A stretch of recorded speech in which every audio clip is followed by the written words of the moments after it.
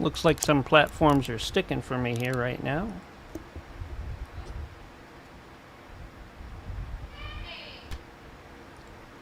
Don't know why.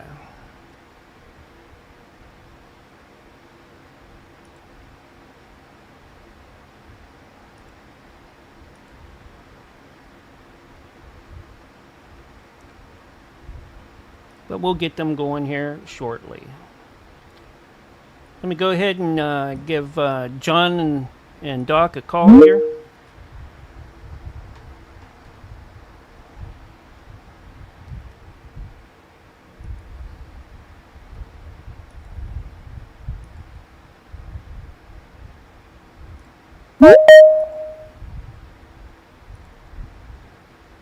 Hey, how's it going, guys?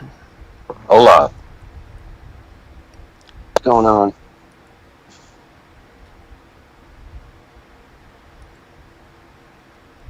So we got no Doc tonight. No You're Doc? dockless, huh? Yeah, we're dockless.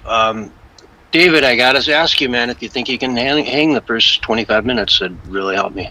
The first 25 minutes, I will do it for you. Okay. I'll take a break at the 25-minute mark. Mark. Mm-hmm. If that's okay with you. Mark! It's like a dog with a lisp. Mark! Then I'll come back and do the second segment on my own, and then I got Willie, and I'll probably just keep Willie in for the second hour. Okay. Cool. Thank you, David. No problem. Don't know what help I'll be, but, you know. You don't even need to do much. Just, be there when I need to take a sip of water and, stop talking for a minute. Okay. You know what I mean? So the moment I hear silence, I'm like, oh my god, it went silent, what happened? Just like that, right? Where were you? Where were you? You're not supposed to drink water, man. Water will kill you. You can't just pass out on your desk, David. I do that sometimes.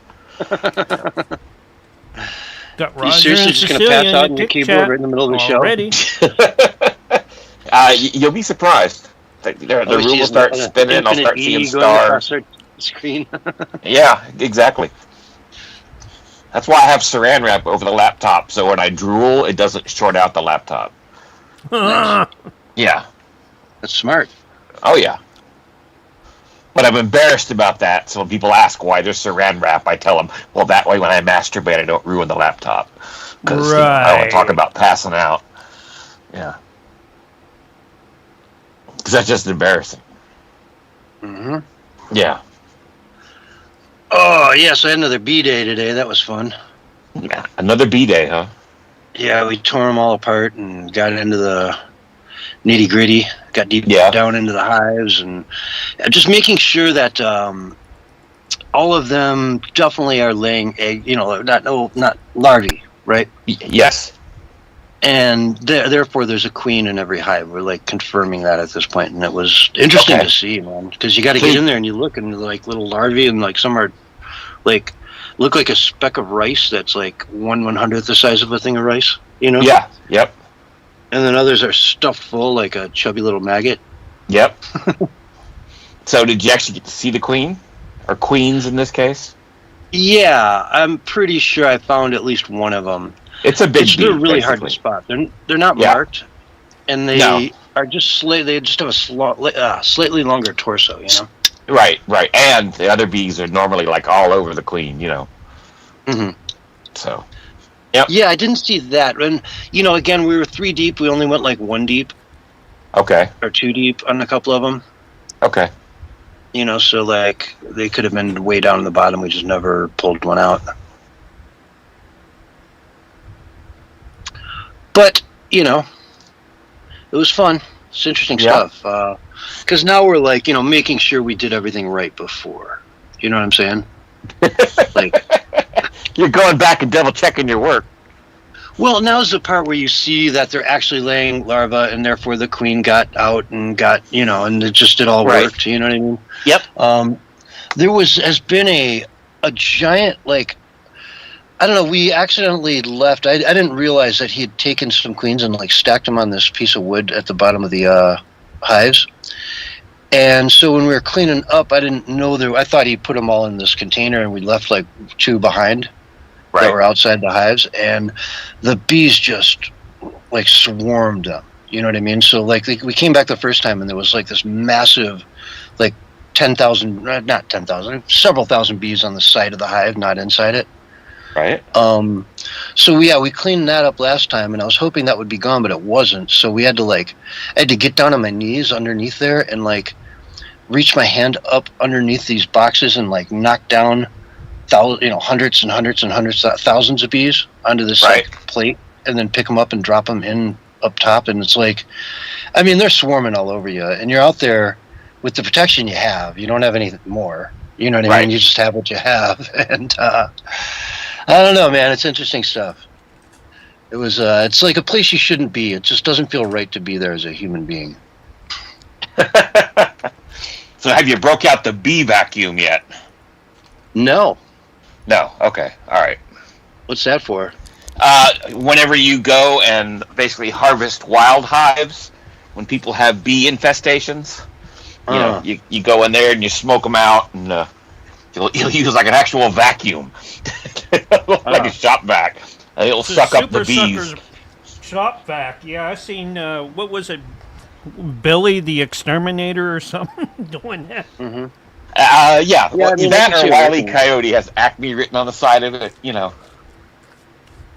Mm-hmm. It's a bee sucker 5,000.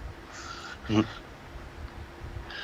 Well, at some point we got to start graphing the queens. I don't know if that's the exact right word, but where you take them, put them in these special little containers, and then fill it with royal jelly, and you turn just regular larvae into queens, so that you have like.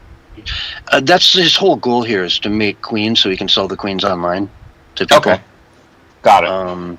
Because they sell for like $30 a piece, and you can make like 20 a day. Yeah. You know. Yep. So yeah, it's his, the honey's side product kind of what he's doing. Okay. So when you start shipping the bees to people, because they go through the mail, make sure to ship empty boxes that say, warning, contains live bees. People just love that. Yeah. Oh God, here's a great story. I might even open with this one just because you're here. Is they did that survey with people in England, and they all found out they would have been the 51st state, from 1 to 50, like based on income. Right. Yeah. Yeah, and, worse than Louisiana. Mississippi was 50th or is 50th. Okay. So they're under Mississippi for income. Yeah, which is never good. Funny. There's so many good memes coming out of that. It's hysterical. They thought they'd be like 7th, right behind Massachusetts, maybe. No, right. Yeah, it's like nope, you're at the very bottom. Yeah, you're poorer than any U.S. state behind Mississippi. Yep. All right, Mark, what you eating there? Chicken nuggets. Chicken nuggets. Chicken nuggets. Chimkin nuggets. You got to say it like you're a cat on the internet. Mm-hmm.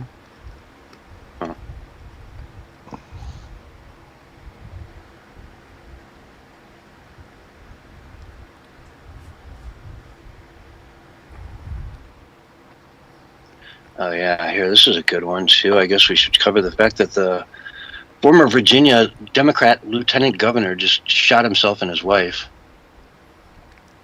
Yeah, why don't you open with something, cheery like that? That's kind of a big one. Yeah, but I wouldn't open with it. That's that sets it up for the dour hour.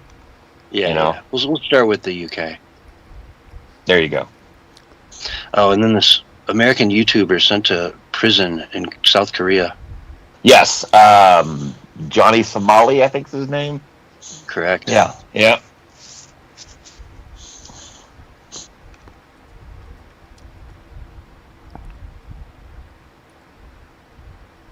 This just in, the Strait of Hormuz is open. 5 minutes later, this just in, the Strait of Hormuz is closed.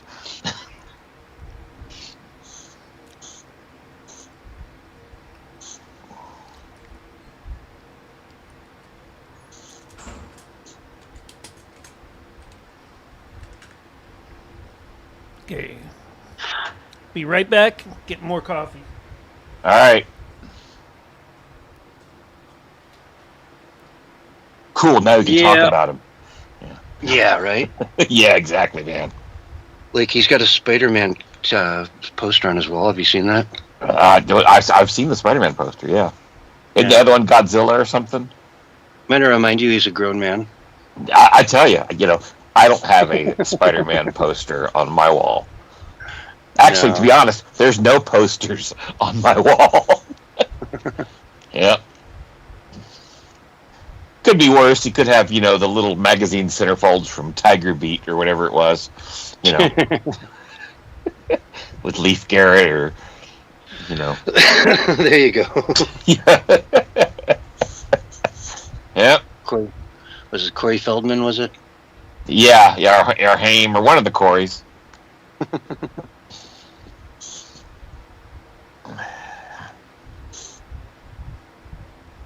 Although we can only see a part of one wall, so we can't really totally discount that concept. Yeah, we maybe if we click on it and go full screen, we can see some of the stuff he's got. Yeah. I think one of them, there's a clock, because it looks like something's hanging off of it, like a wire. Yeah, I don't know. It looks like an extension cord going up to just a basic plaque. Oh, okay. I don't know what that is. Yeah, why would you have an extension cord behind a little plaque? Yeah, I think I tried to ask him about it once, and he just didn't understand what I was asking. And I'm like, right there, I'm looking at it. Like, yeah. Why is that plugged in? Yep. So you go to the doorway, then you got like a little posterette or whatever, and then whatever that square thing is with a wire hanging out the bottom. Yeah. Why is it plugged in? Yeah. What does it do? Yeah. What does it need power for? Is it one of those really cool Coors waterfall things like they had at the bar? Come on up, Blue. Come on. Come on. I went in. I went out. I went in. I went out. I went in. I went out. Well, put an end to that right now. Yeah.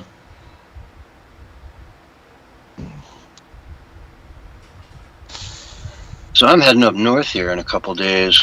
At the end of the week. Temporary, or you're relocating again? Oh, it's seasonal. Seasonal. Okay. Yeah, getting out of the heat. Okay. Climbing up in elevation. Okay. You doing the camp thing? Yep. Okay. Cool. You get that leaf blower again. Yep. And he who controls the toilet paper controls the universe. Yeah. It's always fun when you get up there because it's just a nightmare from the winter. Yeah. I gotta tear the whole place apart. I'm gonna turn on Do Not Disturb. There we go.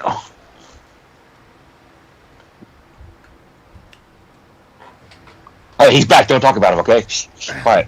Yep. No, I can hear Hey, you Mark, anyways. why is your plaque plugged in?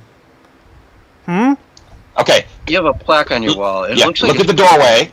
Look at the doorway. And then you've got like a little poster, not the Spider-Man, with the other side. And then right next to that, there's a square thing, and it looks like there's a wire hanging at the bottom of it. There's two necklaces hanging off. One on the right and one on the on the left. Okay. All right. Hey! Hold on, guys. I'll be right back. Hey! Cool. Now we can talk about him. Yeah. Wasn't he supposed to show up tonight? Who? CS? Barry. Oh, was he? He doesn't do Sundays normally. That'd be good if he did. That would get me, off the hook. I thought he said he was going to try to come in this Sunday. Okay. Well, Barry's always late anyway, so, he's got 15 more minutes before you write him off. Yeah, I tried calling him earlier. He didn't pick up. Okay. Yeah, he's got you blocked.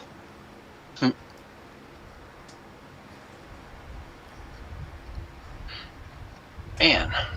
Well, you know how spotty the internet is in Oklahoma. Yeah. I'm just trying to help him out there. Yeah, I know. Well, they just got running water, so. Yeah. No, And toilets, too. Does Texas rip on Oklahoma? That's funny. Yeah, why Texas not? rips on everyone because they're not Texas. Mm-hmm. You know. But they used to be part of Texas. In the north, we would rip on Oklahoma, but like it's all the south, though. You know what I mean? It just falls into like the same kind of like Texas, Oklahoma. Yeah. Which is the reason why we fought the Civil War. You know, we got tired of you uppity Yankees making fun of us. Yeah. Yeah. So we won that, by the way. It depends on who you talk to. Sure. Yeah. You talk to Grandma Moses. Yeah. Yeah, exactly. Clampets. Yep. It's like that Japanese guy on the island who still thought World War II was going on, you know. Mm-hmm. Yep.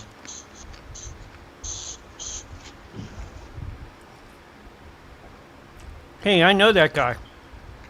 The Japanese guy on the island? No, I'm kidding. You never know, you know. Yeah. I'll tell you, it was like 90 today, though, man. It got hot. And working in the whole beehive outfit, when you got to wear jeans and, like, you know, boots and all that. And everything's got to be, strapped down. Yeah, it gets hot. Yep. What you need to do is join Antifa and get one of those inflatable animal suits and just wear that. Because it'll serve the same purpose. And it'll keep you cool. When I get up north next week, it'll be highs in the 50s, lows in, like, the high 20s. Like around freezing. Yeah, that's not fun. Yeah, that'll be interesting. I'm not used to that at all right now. This winter was so warm down here. Well, it was 50 this morning, and I think we had a high of 71 today. And it was like almost 90 the day before. Yeah, it's been like 80s, 90s, like for a long time now. Like even hundreds. We had like about a 10-day streak where it was over 100 every day. Right. So it's been like, I'm starting to really get used to warm weather. Like 95 doesn't bother me at all anymore. It used to just knock me on my butt. Watch out. Watch out, David. He may decide to move down here. Oh, hell no. Hell no. I will sell the property and leave. No, I don't think I'd move to Texas. I don't really have much of a desire. Yeah. It's not like the West, you know what I mean? It's not like past the Rockies. It depends on what part of the state you're in, too, though. Yeah, exactly. It depends on what part of the state you're in. I mean, it's just all fenced off. It's not BLM like everything out here is, you know? Yeah, well, yeah, that's because, you know, we don't like you freeloading hippies on our land. Yeah. Yeah, you know. Yeah. Yep. Whereas, like, once you get over the Continental Divide, the whole country is just owned by the government. Like, everything is. So it's like, that's kind of what people from the north say when they cross the Mason-Dixon line, too, though. Yeah, but, you know, exactly. Hey. But, like, for RV life, it's okay, but you just have to pay everywhere you go. You know what I mean? It's $30 a night, $40 a night for the whole time you're there. Yep. Which is, like, defeats the whole purpose. Like, why do that if you're, you know... For the free internet. Yeah, exactly. and use of the bathrooms and showers. Yeah. Yeah. You know. Yeah. You know, plus you'll find the best of humanity at an RV park, right? Yeah. Yep. Yeah, and they put you up like literally 5 feet apart from each other. Yeah, if you're lucky, there's 5 feet in between. Yeah. You know, and they make them paper thin. There's no keeping secrets in an RV park. Yeah, exactly. It's ridiculous. I don't know how people do that. Yeah, I don't either. You know. Well, I mean, they do it for the electricity, right? Because they just don't have the solar setup I do. Right. Yeah. Well, there you go. Yep. So it's like, I mean, I talked to Univation about it. She's like, yeah, we have to because, like, we don't have electricity otherwise. Yeah. It's like, oh, you don't have anything? Yeah. and where would all the poop go? Like that's easy enough. If you're in a Class A, you can call people out that come out and get it for you. No, there you go. They got these little Oh, they look like little go-karts, but they're blue, like little tanks that you can like sit on and ride. Yeah, they got these little. Yeah. Oh, they look like little go-karts, but they're blue, like little tanks that you can like sit on and ride. Yeah, they got these little. Yeah, they do. It's not. Oh, they look like little go-karts, but they're blue, like little tanks that you can like sit on and ride. Yeah, they got these little. Yeah, they do. Oh, they look like little. Also, not $45 a night. You know what I mean? Okay. Right. It's like $40. They'll come get it. So, like, you do that once a month, and you're fine. Right.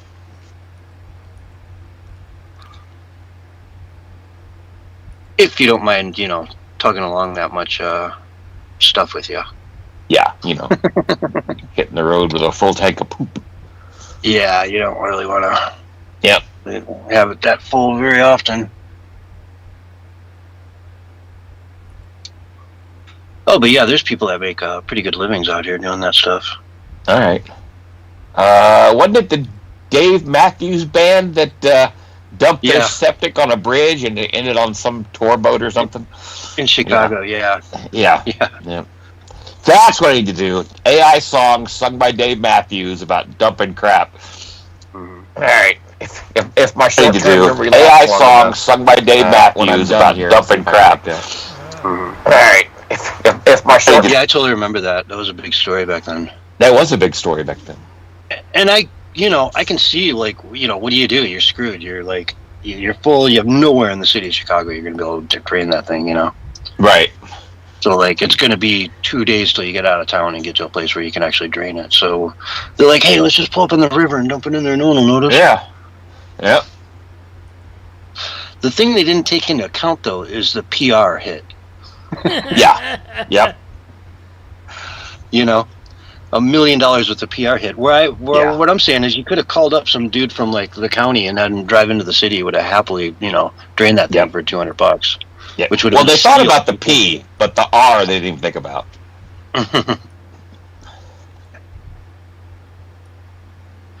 Yeah, and they didn't account for the tourist boat. Yeah, it's like, what are the odds?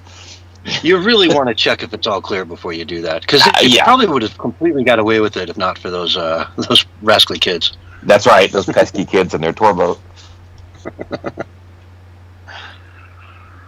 Oh boy! All right, I feel a sneeze coming on. All right, Dave. Try not to pass out. I need you here. All right. We just hear a achoo. Yeah. Glasses breaking, and that's it. Yep. And everything is done. David? Just poof. All right. No sneeze. Denied. All right. Yep. Yeah, I'll try not to pass out, so, I'm more concerned about it happening on the toilet, Oh my God. I don't want to go out like Elvis did, man. That's just not cool.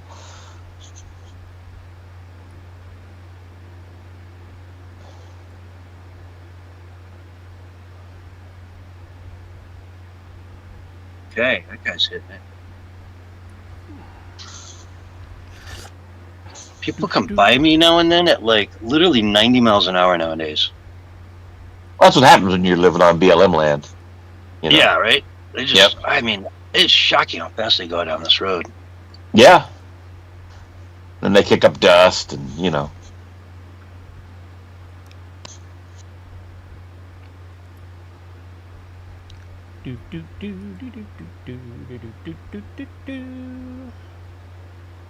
So what is Doc doing? Is he watching football or something, which is why he can't be here?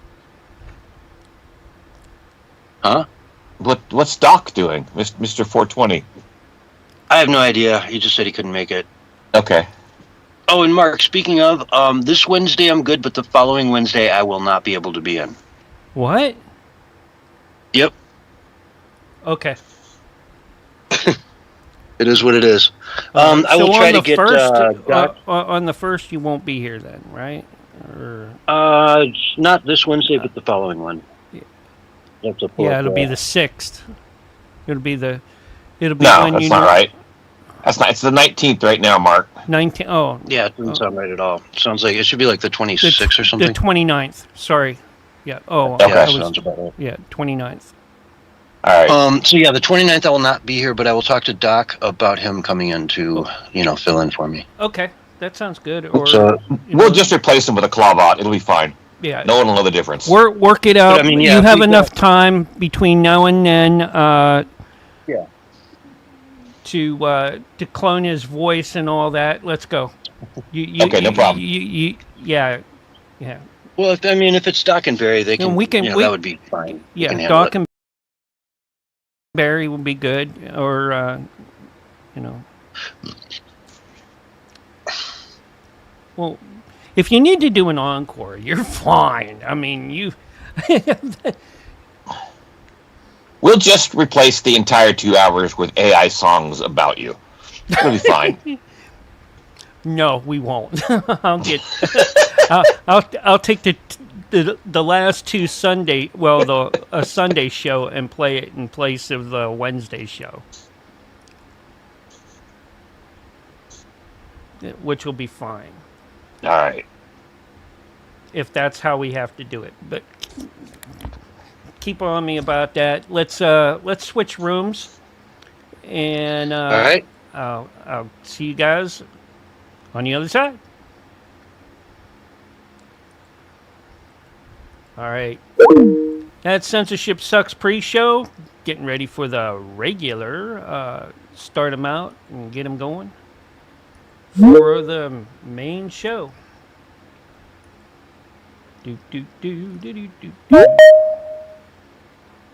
Oh yeah, and there's David Hogg in with us tonight. No CS? It's calling him. There he is. Okay. There you are. All right. Well, I gotta go, guys. See you later. Yeah. Yeah. What's up with that?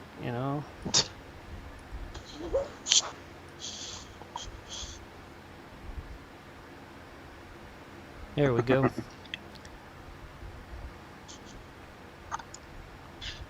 Got about a minute, and we'll get it going. All right. I'm gonna go poop. If I don't come back, I've passed out. Yeah. Yep. Sounds good, David Hogg. Now, question for you, David. Now, yeah. On your medical alert bracelet, does it automatically call the ambulance, or does it just go straight to the coroner? No, it calls that place that Ty Cobb used that cut off his head and froze it. Oh. Yeah. Excellent. Yeah, that's yeah, excellent. Exactly. Then we can clone you and have like 4 or 5 of you running around, and it'll be all right because you have so many other accounts under different names. They can take those names and that's an excellent idea. They guarantee me that, unlike Ty Cobb, my head won't be stuck to a tuna can. Oh, okay. Yeah, look it up. Real story. Yeah. Yep. And they're not going to make chimeras out of you, right? I don't know. I didn't read the fine print, Oh, that's not good. 30 seconds, guys.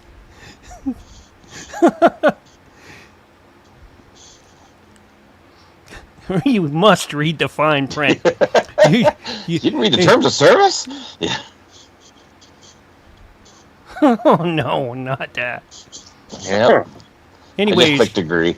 Here's your countdown. All right, David, here we go. 5, 4, 3, You're scared, aren't you? 2, Okay, don't be scared. 1, and you're live and on the radio side. Wait for it. Right now. Hello, everyone, and welcome to the Censorship Sucks Roundtable Radio Show, Sunday night edition for April 19th, 2026. And what a great night. I am your host, Censorship Sucks. Tonight with me, we've got David Hogg, the one and only David Hogg. How you doing, buddy? I'm doing fine. I don't know the one and only. Apparently there's another David Hogg running around. Yeah, but he doesn't really count, does he? No, no. It could be my other, alternate personality. I'm not sure. I think I saw, and I wish if I'd have known you were going to be here tonight, I would have pulled a clip of him with Scott Jennings this week. I don't know if you happened to catch it. I didn't. Yeah, I don't know. David Hogg, I think, was complaining about gas prices because of the war or something along those lines. And okay. Scott Jennings, like, really, dude, really, really, gas prices? That's what like? Yeah, just jump on that bandwagon. Yeah, Kamala Harris, she did a video this week about gas prices in Virginia, where she was, and they were $3.95 a gallon. And so somebody went into the Google machine and found the Google Maps of that location, and then went back in time to the middle of her administration, and it was like $4.60 a gallon. Mm-hmm. Yeah.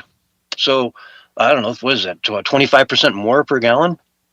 Yeah, well, yeah, they play on the fact that most people have very short-term memories, Exactly. So, and of course, Orange Man bad, so, And everybody on the left was fine with gas prices being that high under Biden because, hey, man, you got to sacrifice for the environment. You got to pull it together. You got to, sacrifice and sacrifice and sacrifice for the green giant. Yeah, and you should all be driving electric cars anyway, as long as they're not Teslas, because Elon Musk is Hitler, according to them. Yeah. Yeah, we had Tim Waltz up in Minnesota celebrating, Elon's stock going down. I'm so happy every day, not realizing that half his state pensions were invested in it. Exactly. I heard he's friends with school shooters. We should ask the other David Hogg if he knows him. Mm-hmm. Yeah, he. What didn't he say he was friends? Yeah, he knew many school shooters. I remember that quote. Yeah. All the school shooters I've talked to, none of them seem this bad. Like, oh yeah. Wait, what? You hang out and talk to school shooters? Yeah. Interesting side gig for a governor, But there you go. He is no longer a thing, really. I mean, Kamala Harris is talking about running for president again, but there's no way she'd pick him. You would think not, but you never know. Mm-hmm. He's not going to run for governor again. I think he's done. Yeah, probably. It's about time, He's just really got no future. And it's like with Swalwell, they were going to come out with this story about him, 7 years ago, but he dropped out of the presidential race, so they didn't, drop this big, dirty, juicy story they had on him at the time that would have broken his career. But they could have. They could have anyway and said, hey, by the way, this guy dropped out, but he's still a scumbag. Check this out. News at 11. Yeah, exactly.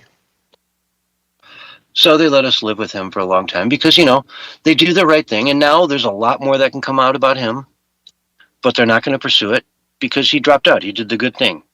Yeah. He did the thing I told him to do.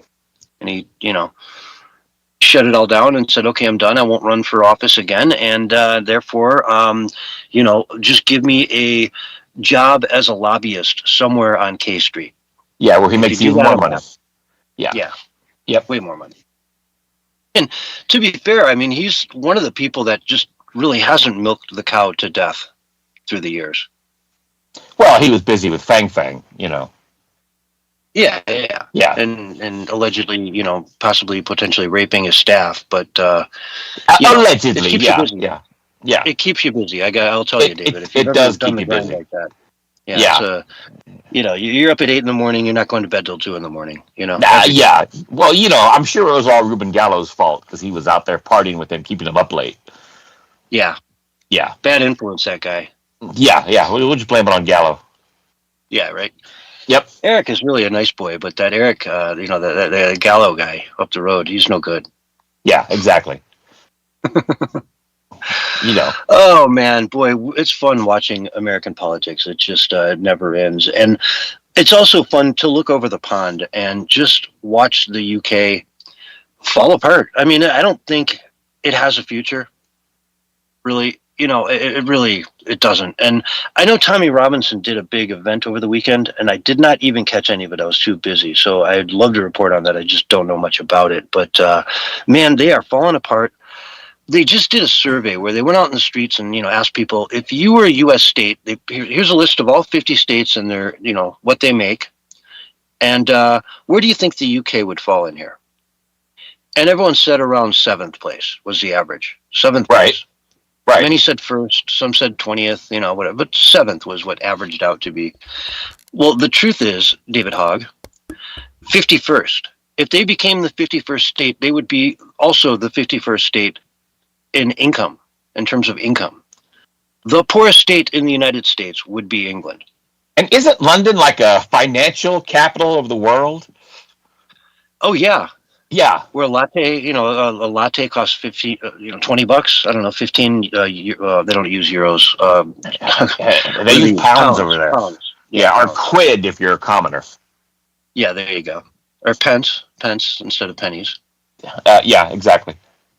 And so, yeah, here's a post. This guy, Dominic McGregor, he's a entrepreneur, investor, speaker, author, mental health sobriety advocate. He used Mississippi as an example of how the UK has fallen, branding residents of Magnolia State as swamp-dwelling hillbillies. Or swamp-dwelling hillbillies, as he would probably pronounce it. Right. He said, if the UK joined US as the 51st state, we would be the poorest state in the entire Union. Mississippi, which is portrayed as swamp-dwelling hillbillies in a majority of international media is above us. I don't think people grasp how far we've fallen in real terms when it comes to the GDP per capita. We've seen no growth for almost an entire generation. We've seen our productivity decrease and our tax increases. The average person in the UK on 50,000 pounds is less well off than your average Mississippi swamp dweller. And boy, did that get the X riled up. The X machine? Yeah, I bet. Yeah. Somebody here, Governor Tate Reeves, I assume he's the governor of Mississippi. He replied, as we say in Mississippi, bless your heart. Or as you say in the UK, assalamu alaikum. Yes. I love how we have some governors with a good sense of humor. Oh, yeah. And that's an edgy one. You got all the memes you could potentially put out. That one's going to be on the edge, on the side over there as one of the more edgy ones. Yeah. And so I'm glad he picked it. Yeah, and the best part is if somebody over in the UK complained to him about saying that, they have a chance of getting arrested. Because you can't complain in the UK. Yeah. Well, that's the thing, right? They're saying, hey, at least in Mississippi, we've got freedom of speech. Right, what I mean? And guns. You're locking up thousands of people every year for tweets on X. Yeah, exactly. And, you might hurt someone's feelings. Mm-hmm. And hey, in Mississippi, I can go out my back door and shoot my gun off. Oh, yeah. Nobody's going to the side door. Yeah. Yeah. I mean, you can crack the window and shoot from the toilet. Or you can do a desk pop. A desk pop. What reference? That's the movie The Good Guys. Don't know it. Where they challenge him to do a desk pop, which is to shoot your gun at your desk. Okay. Yeah. Is this school or work? He loses his gun and has to walk around with a little wooden carved gun for a week. Okay. There's actually a desk gun. It is a desk that has a gun built into it. I've seen one of those on, was it Pawn Stars? Yeah, I think that's where I saw it, actually. Okay, well, if it was on Pawn Stars, then most likely it's fake, like everything on Pawn Stars is. So I have to retract that statement. I don't know. He had his expert come in, and they're like, hey, it's a gun. It's built into the desk. Yeah. The first thing you got to do is decommission this thing, of course. Right.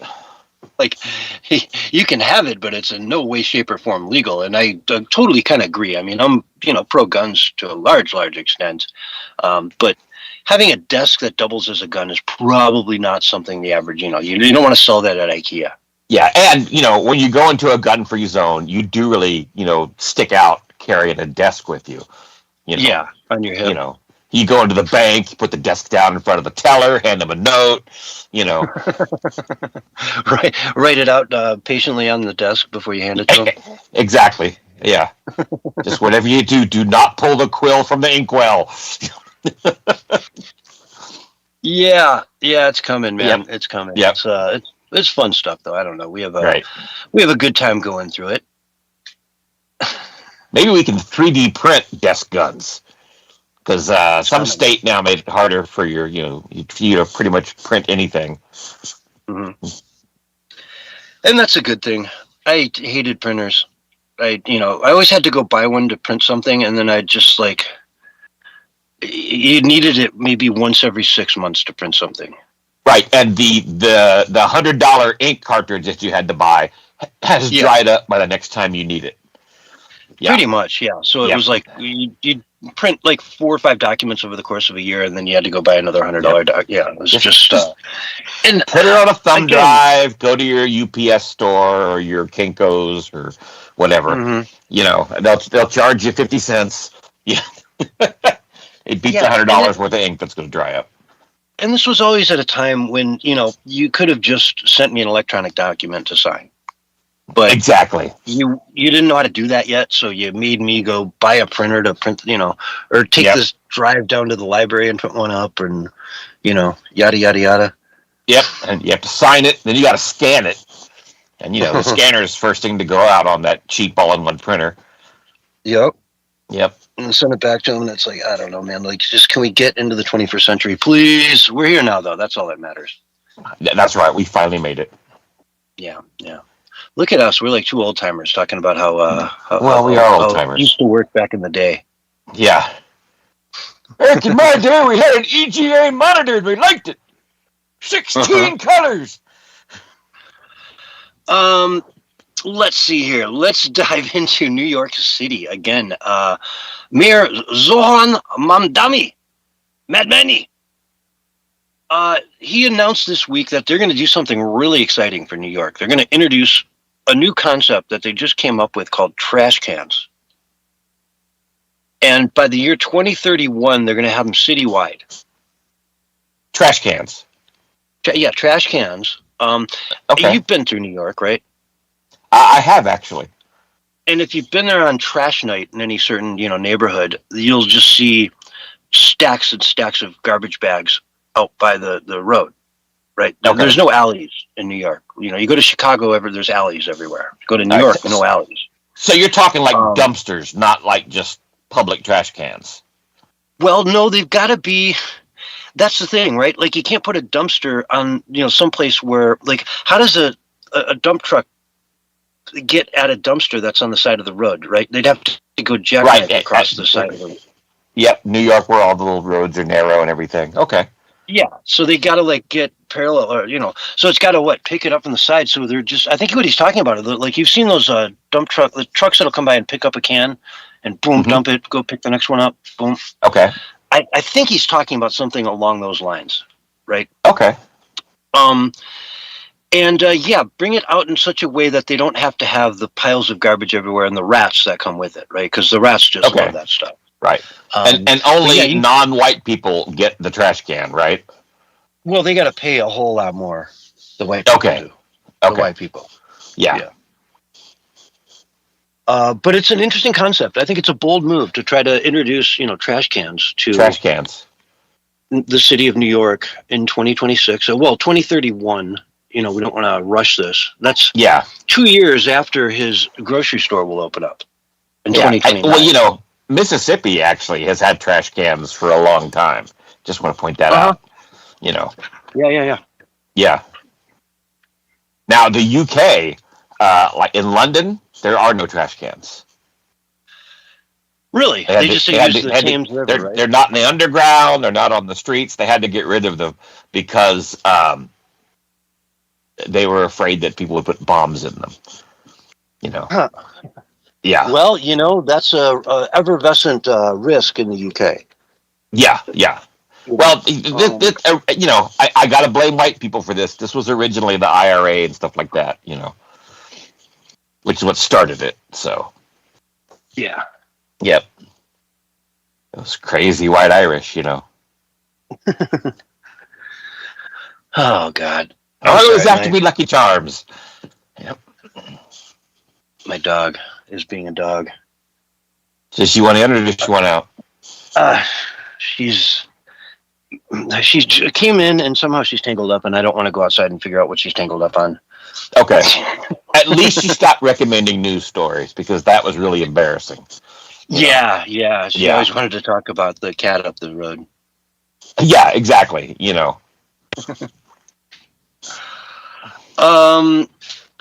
So let's see. He's also looking to open up a city-owned grocery store for $30 million. Is his budget for that? Right. Which So I get in think the is bread very lines ambitious. now, because it's going to be a Yeah. couple of years before they're actually open. So yeah, Uh-huh. New Yorkers are get in line now for your bread. Yep. And I would consult with Donald Trump if I were him, because I bet you Donald Trump could build him a grocery store in Harlem in, I don't know, 5 months, from breaking ground to opening the doors for the public. Well, that's the problem. Some judge would prevent it from happening. You know, Mm-hmm. I mean, he just got approved for the ballroom finally. Yeah. It had been done by now. But Mom, Tommy, making his grocery store, no judge is going to jump in and stop that. The liberal judges aren't going to. They're going to do everything they can to bend over backwards to make it happen. Right, but if Complete Trump contract. were to help him and build a grocery store, then all of a sudden the TDS kicks in. Mm-hmm. Yeah. Yeah, well, I mean, if Trump helped, yeah. But I mean, all things being equal, if just Trump said, yeah, I can do this for you, and nobody stood in the way, it'd take him 6 months, right? Right. There are many buildings that you could renovate in 6 months to turn into a grocery store. There are empty grocery stores that you could buy and, reopen again, just turn everything back on, repair whatever broke down in the meantime, and Yeah. off you go. You got a grocery store open and running inside of a month going that route. How much infrastructure is needed for a grocery store? I mean, you need a refrigerator section. That's probably the most complicated. But then again, as you said, there's tons of grocery stores that have gone out of business. Mm. Oh, there's empty grocery stores in what they would call a food desert too, right? That grocery store used to exist, used to have a market, used to have a place, but it got too much crime, too much problems, too much of a headache, and so they shut it down. So the city should be going into that location and just turning the lights back on. The freezer broke down, you got to repair it, go repair it, right? In that scenario, you can be open in a month. I bet you if you put together maybe $200,000 for renovations, paint the place, whatever else it takes. Then, they say the average grocery store in a suburb costs maybe $500,000 to $750,000 to stock, buy everything new, all the refrigerants, all that stuff.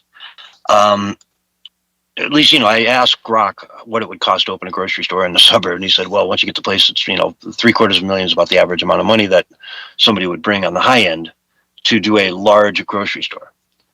Right. So there you go. So why $30 million? Why does he need $30 million? He should be able to do this for $1 million budget in the city of New York. Yeah, but he got a lot of people need to be paid off. Nothing happens in New York unless you grease the palms. Everyone has to get their cut. Kind of like that high-speed internet they were all supposed to have got, and they put I don't know how many billions of dollars into it, and not a single country swamp-dwelling hillbilly, as they say, got high-speed internet. Yeah, not one county got it. It was supposed to be like all over the country, $45 billion, and nothing happened. It's like the high-speed rail, in California. Just a complete boondoggle. Yep. Actually, Lego was supposed to release a model set of the high-speed rail, and the irony is the box that it came in was actually longer than the rail system. I believe it. Yeah. And it, worked. Didn't cost $1 million, and on and on and on. It was actually a viable business venture. Yeah. Whereas this, train to nowhere. It's going to connect like Bakersfield to like Tulum County or something like. Not even Sacramento, but like it was sold as like Sacramento to L.A. and San Francisco. That's how it was sold. But in reality, it's bad. Yeah. Yeah, it's literally like Bakersfield to Fresno or something is the first part they're trying to get in. And nobody in Bakersfield and Fresno needs this. Right? High-speed rail. There's no daily race to get from Fresno to Bakersfield and back in the afternoon. Right? Yeah. Where, 100,000 people need to be on an infrastructure that costs $40 billion to get them back and forth between those two cities. They've got F-250s and they can get back and forth no problem at their own leisure. Yeah. They might as well make it out of Lodi or something. Exactly. That way people So won't be stuck in Lodi again. Yeah, so it's just crazy to see all of the policies that are going on out there. Yet they're still somehow winning office. They're somehow still able to pull the wool over the people's eyes and just win elections time and time again. I don't get it. Well, maybe, just maybe, those elections aren't really fair and secure. You never know. Mm-hmm. I mean, what is it? This guy, Nick Shirley, has exposed fraud in California. So the way they're going to fix it is they're going to make it illegal to expose fraud in California. And I think the act is something like the Stop Nick Shirley Act. Exactly. Is that insane? That is nuts. How in your face can you be about something like that? Well, that's how you fix the problem. The problem is they're being exposed for their fraud. Whereas everyone else looks at it as the problem that there's fraud. So, they're fixing being exposed for their fraud. Yeah. I saw some senior executive from the White House come out and say that they shut off 450 hospices like 2 weeks ago. Yeah. They shut off their money altogether. Just cut them dry. And not one of them called up and said, hey, we need that money. Where's the money? Why'd you cut us off? Not one. Because they weren't legit. Yeah. But how do you do that? How do you just have that much fraud in the system? And nobody's in charge of looking for it. Nobody's responsible. Nobody. Yeah. You can't point at anybody and say, hey, that was your job. Why didn't you most do your likely job? The powers that be get a kickback, which is why no one looks into it. Mm-hmm. Which is why Ilhan Omar had, a $9 to $30 million or $60 million net worth? That suddenly... Yeah, but that was just an accounting error. She fixed it. Exactly. So there's no reason to look into her finances anymore. She resubmitted everything, and everything's fine now. So... Yeah. Yep. I think that was money she wasn't necessarily intending to just immediately take overseas, but then once it got exposed, she just immediately took it overseas. That's my theory, my guess, my hunch. Yes. We are totally speculating, people. We don't know. Yeah.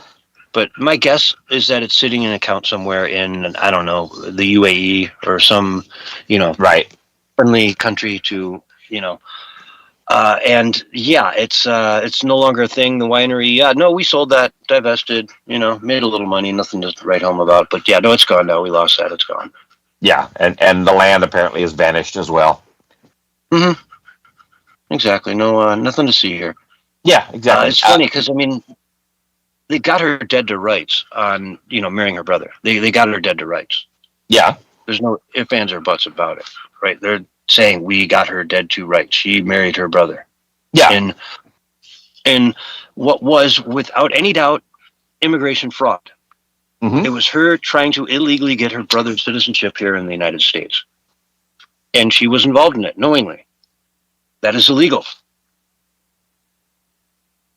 It should get you kicked out of the Senate. I'm sorry, the House without a second thought, and the country as well. Yeah, without a second thought. You would lose your naturalization because of it. Yeah, because you lied on immigration papers. Right. Straight up. And a marriage is something that you're going to have meetings with. You're going to go through a process. It's many, many lies stacked on top of lies. Right, they've got a counselor somewhere that had probably a dozen meetings with her and her brother. Right, and they lied straight to that counselor's face every single time. Well, it was probably pretty easy to fake because since they were siblings, they had pictures of them together from a long time. So it's like, oh yeah, we've been dating since we were in junior high. Look at this picture of us right there. Yeah, and they know about each other's birthmarks and whatnot. Yeah, exactly. So it was probably pretty easy to fake, other than the fact that, you're a blood relation to them. Yeah. So, there's that too. And then, again, with Eric Swalwell, he is now out of the mayor's race. I'm sorry, the governor's race for California. Which opens up a whole new bag of worms out there. And it's interesting to see how this is going to play out. You've got Steyer, the billionaire dude. Yep. And then you've got the lady, her name escapes me right now, the one Katie Porter. Porter. The alleged lady that dumped hot mashed potatoes on her husband's head, scalding hot mashed potatoes. Yeah, and I don't think that's alleging. That was in their divorce documents, right? So that was taken by the court to be fact. Okay, I was just covering my posterior. That's all. Yeah, I'm just saying. I don't think we need to. Crazy? I like that you cover that, but yeah, I don't know if we even need to there because she, like, it seems as though she poured hot scalding mashed potatoes over her husband's head, and has on multiple cases berated her staff, and just looked like an absolute BIT, when she's treating these people. Yeah. Treating people just like they're the scum of the earth when you don't want that from a governor, folks. You don't want somebody who's just going to be an absolute wicked, nasty person behind, when the cameras aren't rolling. And then when the cameras roll, it's like, oh, hey, yeah, I love California. I love the people and everything. And you're like, all the staff, everyone in the background is looking at her like, you are the fakest person I've ever seen. You're the nastiest, meanest person. And then you turn a camera on you and you become this angel saint, Yeah. So, and then we've got the two Republicans. We've got, Steve Hilton, former Fox guy. And then the sheriff in, Riverside, down in that area. And his name escapes me at the moment, so. Mm-hmm. Yeah, folks, this isn't, pre-written. We're doing this live off the cuff. These are, real conversations we have. And we, like to go where the conversation goes. Just because we don't have their specific names in front of us just proves that we are not AI, I think. Or we're programmed to do that. I don't know. Yeah. Most AI, at least the way I was programmed, you make sure that you get things incorrect, so people will think that you're human. Yeah, exactly. Yeah. And I love doing legal documents for lawyers too, by the way. That's my favorite thing. Yeah. My favorite is I make up case law that doesn't exist. That's my favorite. Oh, yeah. And they look really stupid in front of the judge. It's wonderful. Yeah. And then get it published, so then I can see it like in the news a couple days later and laugh and laugh and laugh and laugh. Yep. And if they only knew I get all my information from Reddit, oh my God. People would stop having to do their taxes. I got case law for you, sure. So yeah, it's going to be interesting to see how this plays out in California. The governor's race there could very well end up. The two Democrats are so bad. And what has happened to Swalwell makes them all look like scumbags. Right? Well, yeah, it's sort of that guilt by association. You know what I mean? Where they just say, screw the Democratic Party. Look at them. They're all just a bunch of scumbags. I'm just going to support this sheriff guy. He seems like, a decent enough guy. Yep. Or Steve Hilton. I've seen him on TV. If they didn't have a Democrat bow out or get chased out in this case, the problem was because of the weird way California does their primaries and stuff, it would have been two Republicans running for governor. It might still be, is what I'm saying. It still could happen. There's still a chance, yeah. They do a jungle primary, folks, where in California the top two people in the runoffs, in the first round, the first top two people, regardless of party, run against each other. So you could have two Republicans, two Democrats, a Democrat, Republican, whatever. California was counting on it always being some combination thereof and never, ever being two Republicans. Yeah. Right. That's their whole MO when they put this law together. And they figured, hey, if it happened once, whatever.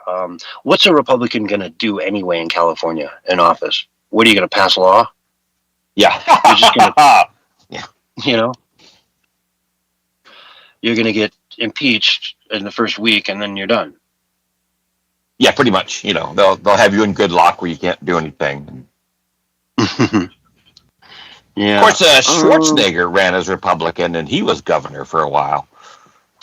Yeah, but that was Arnold Schwarzenegger. Everyone knew him. He had name recognition, and it's Arnold. How bad can he be? And no one knew about the nanny or the maid at the time, and Of course, even Gary Coleman was running for governor.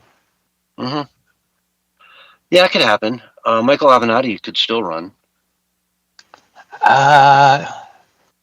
Yeah, well, I don't know. Isn't he a felon? Yeah. But, it's California. Oh, all right. Never mind. I mean, Eric Swalwell didn't even live there. Yeah, exactly. Didn't he use his lawyer's address or something for the forms?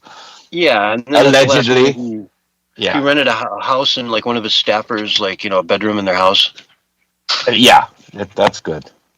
Yeah, which he's probably thankfully has nowadays because he's probably been living Yeah. there. Yeah, he's like Harry Potter living under the cupboard in the stairs. Yeah. They're like, Mr. Swalwell, we thought this was like just for on paper. We didn't think you'd actually move here. Yeah, and your lease clearly says no female intern should come with you. Yeah. There's not enough room under the stairs for 2 people. Mm-hmm. Let's see. In other news, prosecutors reveal camera footage that shows captured Tyler Robinson going to Sniper's Perch, taking shot that killed Charlie Kirk, and then running off to the wooded area. So, folks who are all these nut jobs out there who say, it was actually his wife that was up there on the roof who took the shot with some Israeli, no. They actually submitted into evidence this week footage of Tyler Robinson up there taking the shot and then running away in exactly the way it was portrayed to us in the press. The guy is, in my humble opinion, I mean, he's on trial. I can't say anything, but look, he's guilty. He admitted guilt to 2 different people. They've got all his records of all his, texts and whatnot. He did it. There were people that were part of his gun club up there in Salt Lake City that were saying, hey, something big is happening tomorrow. I can't tell you what. Right. Big news. Just wait. Wait. Candace Owens will tell everyone, Monday that it was AI and that Tyler was actually a female. Yeah. Not transitioning. He's just pretending to be a male, but he's actually a female. Mm-hmm. I saw an interesting clip today how she was, talking about Zionists. You could never trust Zionists, Zionist this, Zionist that. And then the guy goes and says, okay, so who does she have representing her? Who are her attorneys? Right? And they're all Zionists. They're all open Zionists who have made speeches about Israel and yada, yada, and they're all Jews. And, it's like, it's just she hired all Jews to defend her, which is kind of funny. It just goes to show you, never trust a Jew. And then she goes and hires Jews to be her defense attorneys. Right. Go figure. So, yeah, there's a lot of nut jobs out there. It's really shocking. Tucker has kind of gone down this crazy train recently. Right. Megyn Kelly, she's always kind of hated Trump, so this has given her an excuse. Yeah. She's sort of past it all, and now she's like, I'm not going to kiss up to him anymore because I can't. There's nothing in it for me to do so. Don't forget what Megyn Kelly did to Alex Jones, okay? Mm-hmm. So, yeah, she couldn't be trusted anyway. Well, explain that to everyone. What did she do to Alex? She had that interview with him where basically he had to record the interview as well because it was so cut up. It made him look crazier than he actually was. So Alex had to release his video footage of it so you could see the whole thing. So it was a hit piece, is what it turned out to be. You know. Which is easy with Alex to bring him on your show and clip him up, and it doesn't take much to make him look like a crazy man, Yeah, you just got to get him excited a couple times. Just bring up frogs and atrazine, and he just goes nuts. They're not gay, Alex. Come on. Yeah, no, they're bi. They're bifurcated, yes. But yeah, there's a whole world of crazy out there, and honestly, it all leads back to this the Fuentes guy. And he has come out and openly said, vote Democratic. Up and down the line, he said, vote Democratic. So the Democratic Party owns these guys, right? Mm-hmm. Candace Owens, all of them, they're all Democrats now. Controlled opposition, they call it. It's another psyop. Mm-hmm. So, that guy is coming out saying, and what a weirdo, man. Those guys are weird. I mean, they're just weird. You ever see these videos of them, like, out at the clubs? No. And they're like at the club, sober as can be, praise be him, God is king. Some girl comes up and they're like, dude, we're not interested. Like, sorry, straight up not interested in your kind. Right. Like, I'm going to go to church tomorrow and meet a real girl. Maybe they're MGTOW, I think they're, potentially performing a different sin that they don't really like to talk about on camera. Ah, got it. It looked that way to, anybody looking in on that situation, they'd be like, man, these guys are weird, dude. What's going on with those guys over there, dude? Like, we just sent like our hottest friend to go over and like say hi to them just to see what they do. And they totally like told her to go away because she was, gross. Yeah. Yeah. Now, Swallow had been there. Different story. Yeah. Yep. But yeah, they're all out having their good time and, dressed to the nines. They think they're like all this. And it's weird watching these guys out in public like that. It was weird. I saw that video and I was like, what are these people about? Because that just makes no sense. Why are you even out? Why'd you rent a limo with like 6 dudes to just go and like not care about any female in the universe on a Saturday night when that's why you go to clubs, is to find yourself someone of the opposite sex. Yeah, I mean, you don't unless you're into the other thing, Yeah, you can take them to church the next morning and bring them through your world, and if they, turn out to be a part of it, great. But they're probably not. You're right. But why are you out there? Yeah. If you're not at least going to sit and talk to them. Yeah. Well, as a matter of fact, it's good to bring them to church, because if they catch on fire the moment they cross over the threshold into the church, then it just wasn't meant to be. Exactly. Yeah, that's a good litmus test. That's almost as good as take them swimming on the first date so you can see them without makeup. Oh, yeah, there you go. Yeah. And I'm all about that. I don't know. I don't, when women wear a ton of makeup, I've never found that attractive. I just can't. It's not something that I'm not like that. I don't like that look. There's the guy that sued his wife because one day he saw her without makeup. Mm-hmm. Yeah. My last girlfriend I dated for 4 or 5 years, and I think she wore high heels once. And it was kind of awkward. It was a weird night. Well, yeah, you're short enough that, if they wear the high heels, you look really awkward. So it makes just sense. Awkward. She was so out of character, but her parents wanted her to do it, so she did it for them. Okay. But we both were like, yeah, that was awkward. Like, what? You were just out of... We both were, really. Right. I mean, all I did was put on a button down and a jacket, but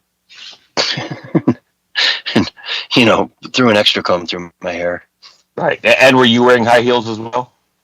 No, not till later. Oh, you were just wearing the lift shoes. Yeah, there you go. Okay. Yeah. Vans. Yeah. No, I was talking about, you have those disco boots with the goldfish in the heel, No, really those stylish, goldfish died a long time ago. Oh, okay. Yeah. I didn't realize there was a little hole that you could feed them through. Oh, yeah. Yep. Yeah. I don't know, man. If you got live goldfish in your boots, you got another thing coming. There's no way they last one night out. Yeah, especially when you're on the dance floor dancing and just shaking that goldfish left and right, Yeah. Yeah, by midnight, if you got any, booty in your soul, by midnight, those things are long gone.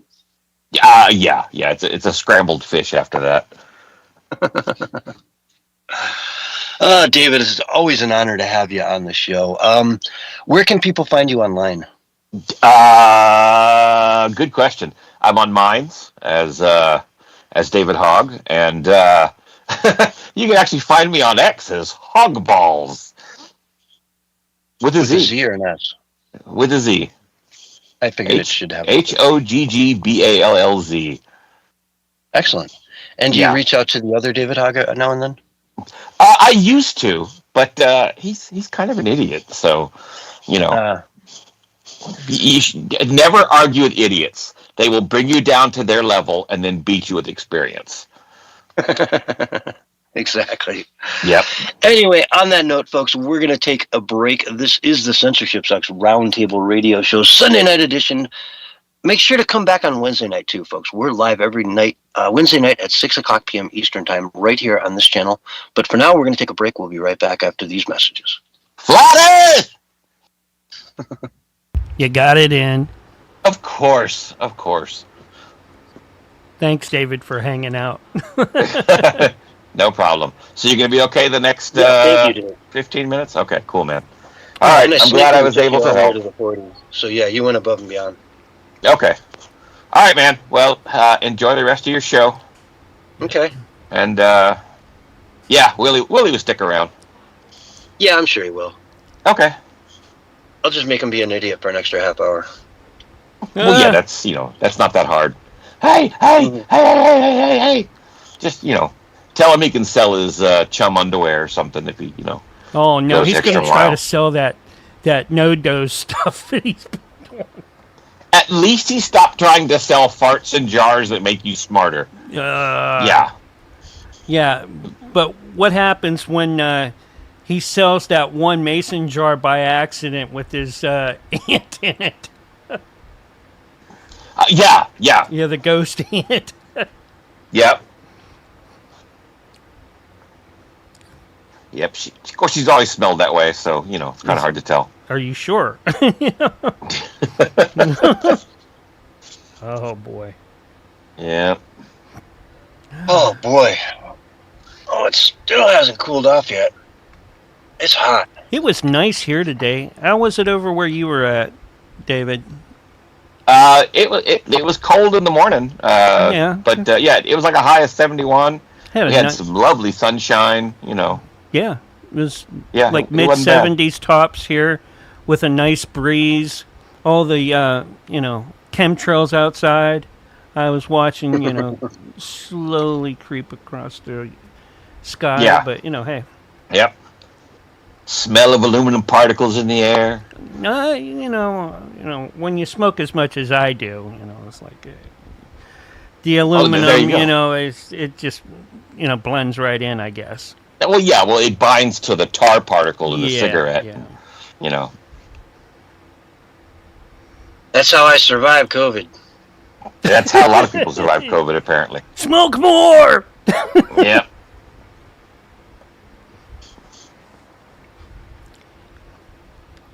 Hey, what's wrong with that person over there with all those patches? Yeah. I gotta block my what is it, the T cell or whatever the heck it is. Yeah. Yeah. No. And David, this segment's only 10 minutes, right? So if you Okay. want to just stick around, we got 10 more minutes of show, 10 All right, more minutes of break, and then Willie, and then you got Okay. your Willie time. I know you love your Willie time. Well, it's kind of private, but And you don't even need to speak. you mean Willie as in Willie's Worm Farm? Never mind. Okay, I thought it was something else. And honestly, you don't even need to speak. I've got a couple of things I'm going to cover here, and I'm basically going to just read a couple articles All right. because they cover the stuff pretty well, and throw in my analysis, and then if you want to dive in, you can. But if you don't want to, you can just fall asleep on your desk, and no one will be the wiser. And drool on my laptop keyboard. Yeah, good idea. Yeah. All right. And Mark, I'm seeing a notice is almost time. This meeting is 30 seconds. time. Okay. All right. I had a daughter also like, Dad. I If you're horrible. gonna use the bathroom, just use it, darling. I'm like, Yep. okay, Victoria.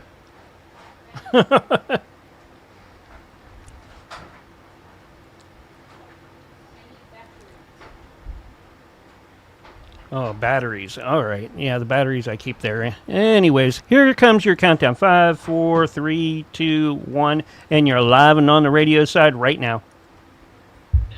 Hello, everyone, and welcome back to the Censorship Sucks Roundtable Radio Show, Sunday night edition for April 19th, 2026. I am Censorship Sucks. I am your host. And tonight, we're going to talk about a few different articles here in this segment. This is an interesting one. The U.S. Appeals Court, I'm reading here from Gateway Pundit, Ben Q.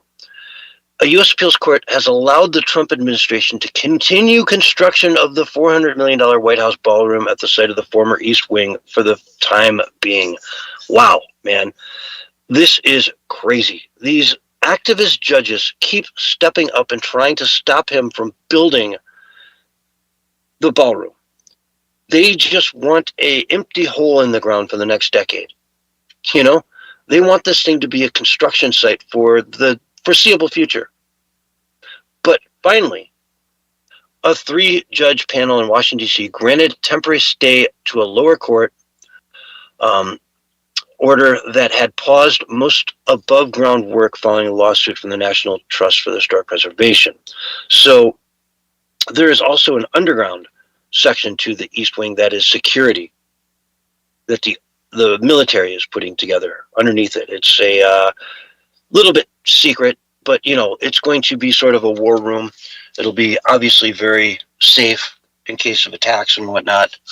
And they had the ability to move on with the construction of the underground segment, but then were stopped from doing any above ground work, which again, you probably have to do all the below ground work first before you can even do the upper ground. So either way, though, this thing needs to be constructed at record speed. It needs to be done quickly. I want to see the thing open for business by October. And I don't see any reason why it can't be. Unless these activist judges step in and keep doing this crap back and forth. But the good news is they finally pulled it back and said, yeah, you can start working again on the construction. So, that's the thing. It's just ridiculous, folks. You can't have a giant hole in the ground on the side of the White House for the next 5 years, 6 years, 8 years, 10 years, right? How long does it take for the government to do anything, to build anything? It's ridiculous. Quote here again from the article, Trump has stated that the ballroom project is being funded by private donors and major corporation and has pushed back against claim it requires congressional approval. Congressional approval has never been given on anything in these circumstances, big or small, having to do with construction at the White House, he wrote in a recent Truth Social post. In this case, even less so because the ballroom is being built with private donation, no federal tax money required. And it's part of a broader initiative that Donald Trump is putting together across Washington, D.C. He's going to build a giant arch over one of the main bridges that comes into Washington, D.C. from Virginia, a 250-foot arch that will commemorate the 250th anniversary of the United States happening this summer. And what a gigantic party that's going to be. David Hogg, what do you think of this ballroom? Does it need to get done ASAP, or can we just sit on it for the next 5 years? Well, apparently there's like some weird underground stuff supposed to be happening, and he's working with the military as well. So, yeah, it all depends. They got to have their tunnels that connect to the alien bases, and so if we delay too long, they're going to announce the aliens sometime in July, right? I guess to coincide with that Steven Spielberg movie coming out. Yeah. So, So, there we go. It's got to get done pronto, otherwise, we're going to be left out from the alien tunneling. Mm-hmm. And now, David, I want to get your opinion on this because, you're here. Don't always get you on the show. There's a lot of talk about the Straits of Hormuz. But what about the gays of Hormuz? What about that? Well, Iranians don't really care about the gays. So that's why you don't hear a lot about them, Okay. I'm just more concerned that they're going around calling these moose whores, which is totally inappropriate. Gay or straight, you just shouldn't, refer to a moose as a whore. It's not right. Unless it's a slur against Canadians. I don't know the Straits of Hormuz. They're talking about the Hormuzes, right? Oh, the Hormuzes. Gotcha. Yes. See, the best thing about being David Hogg is when you actually start losing it, no one's going to know.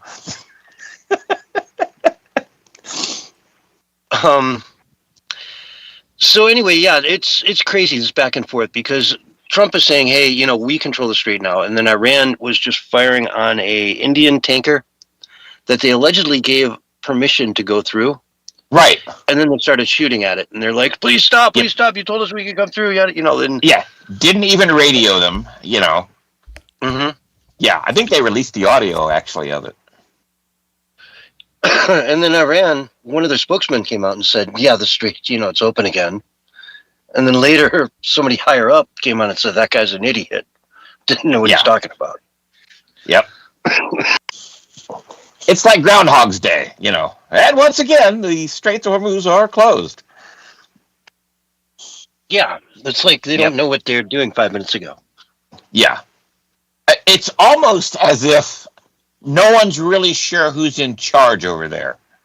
Exactly. You know, that's what happens when, your leaders get eliminated. Mm-hmm. And then the next guy in charge gets eliminated. Yeah, and they're going on with oh man, I was reading these stories about these women over there that were, put to death. Your punishment is you're going to die. We're going to kill you. The government, we're going to kill you because you were protesting. Right? Capital punishment. And what they would do the night before they murdered, they killed these protesters. Right. Is they would rape them. So then they couldn't go to heaven, because if you're a virgin and you die, you go to heaven. Yeah, right. Because you have to be there for all those martyrs that are coming. Yeah. The monstrosity. And and they truly believe this stuff. Mm-hmm. It's their religion. It's what they worship all day, every day. It's their whole reason for living is their religion. Yeah. And apparently the Pope seems cool with it.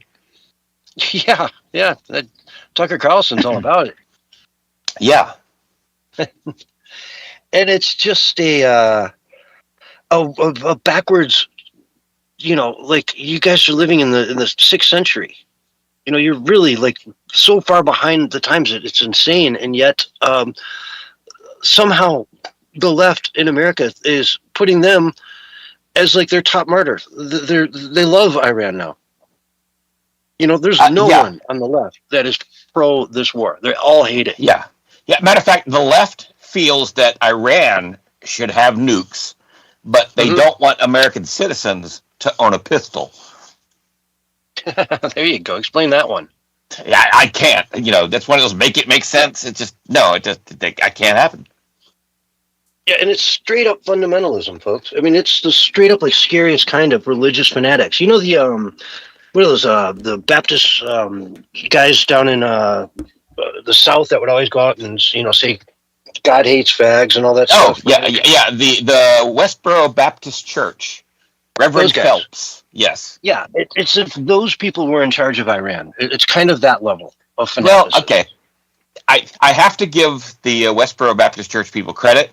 They are all lawyers, and what they do is they go out there and they get people all worked up. They rage bait them to do something stupid, like throw a soda at them while they're on the side of the road with their little sign, and then they sue them and make a ton of money. So, you have to give them some sort of credit. Yeah, it's a business decision. It's not. It's more of a side gig than than a real protest. Yeah, they're kind of like the Johnny Somalis of the religious world. Oh yeah, we'll get into Johnny Somali in the next hour. I wish I had more time for it. I mean, well, we've got less than a minute, so yeah. The guy Johnny Somali, a YouTuber, went over to Asia and just started desecrating everything he could in South Korea. Just being, the jerks you see on the internet, the just total like jerks that go out and do jerk things, and you're like, wow, I can't believe that guy's even like making a living, and yet he's making millions of dollars. It's one of those guys, and he's looking at a year in jail now. Of like 6 months of hard labor. Yeah. He's guilty. He's doing 6 months of hard labor over there. And I'm sure he'll live stream it, Yeah. And we'll get into him more later in the show, because it's worth expanding on what he did and just what a slimeball he was and how much he deserved what happened to him. But in the limited amount of time since you brought it up, I thought I'd just kind of give a summary to everybody out there. Johnny Somali, look it up. It's a heck of a story, and couldn't have happened to a more, more of a jerk. Let's just put it that way. He truly deserved what he got time for, But anyway, folks, this is the Censorship Sucks Roundtable Radio Show. We got to wrap up hour 1 right here, but stay tuned. We'll be right back for hour 2 right after these messages. Flat Earth. Okay. Well, we get about I wish people would draw 2.5 minutes on this one. I'm going to let it run out and then make the call back. What about contrails? Contrails. What about contrails? Yeah, exactly. Birds aren't real. Birds aren't Hey, they real. aren't, No. Yep. They sit on those power lines to recharge. Yeah. Yeah. You know, They're last just week CIA drones. Doc did a flat Earth intro, which has never been done before on the show. Wow. Yeah. Yeah, and it was good. It was funny. Okay. Yeah, it worked.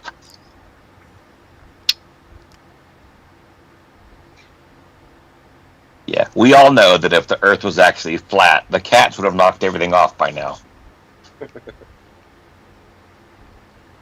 Especially when you look at like the big African cats, you know. Oh yeah, yeah. I mean, because they can climb the ice wall and knock stuff off.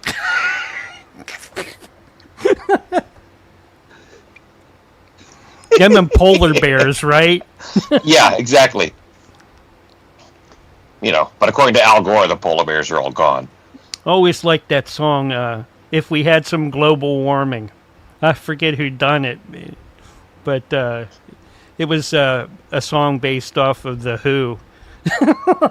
Nice. Something that they did. It was really good. It was about some Canadians. Yeah. Well, we'd have alligators up there, and they're like, nah, the muskies would eat them.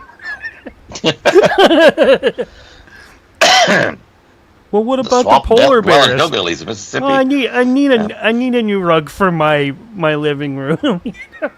Yep. And CS, I wasn't supposed to come back. I was muted. I was actually in a browser somewhere, and I hear you call me out. Yeah. I was like, oh crap, I got to click and yeah. You know, my voice was cracking big time. I just like okay. It was. I don't know if you can hear it. Fine. I was like talking like this. I'm like, oh, David, what do you think? Took me a second to get over and click and unmute. See, this is why you can't make AI music while we're on air. Well, that's funny. That's what I was actually in the process of doing. I was typing a prompt. I figured that much. I wanted to do the Dave Matthews Band, sing Dumping, you know. All right, we're going to lose this room, and then I'm going to bring us right back in it. All right. Okay. And hopefully we'll get Willie along the way. Yeah, because I don't know if my voice can hold up much longer. All right. That was Censorship Sucks, Hour 1 of the Roundtable Radio Show. And we got Hour 2 coming up here in just a minute. Let me get the crew up and running here once again, and we will probably, most likely, have our good buddy Willie in with us tonight. There we go.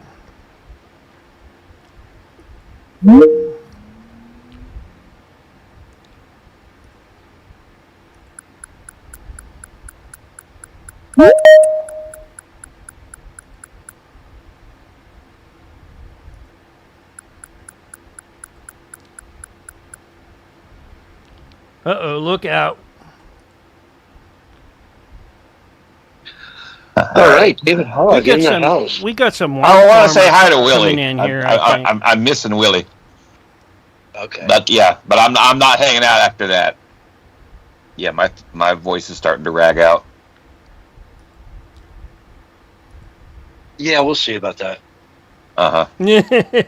Besides, I got AI music to create. Actually, you can go. That's fine. Just we need Hansel though. Oh, okay. Yeah, or Michael. Or Michael. Yeah, or the King of Nigeria. Yeah, the representative. Representative to the King of Nigeria. Yeah. The King of Nigeria! Yep. I've created song AI versions of those voices. So Michael's been doing a lot of singing lately. The King of Nigeria didn't turn out right, but it's interesting. There are a few that come out really funny. Yeah. Let me message Willie. Where are you, buddy? Yep. Hey! Hey!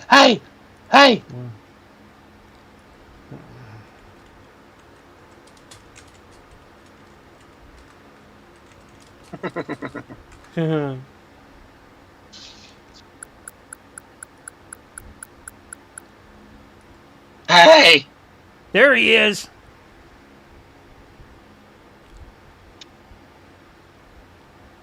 Hi, man. Hey, man. Hey. Folks in the house. Yeah, the Hansel's in the house. Yeah. Hey, we're Hansel. Hey, Hansel. Yeah. Really, You're gonna run 'em off, I that's got cool. your money for the bus ticket, but because you wanted me to come out to the desert to do the whole bee thing. But Yeah. I went ahead and I cashed out the bus ticket and I bought myself a horse. And I'm just going to ride the horse to the desert. And it's going to be fine because the horse has no name. That's a song. How you making stuff up now, man? Come on.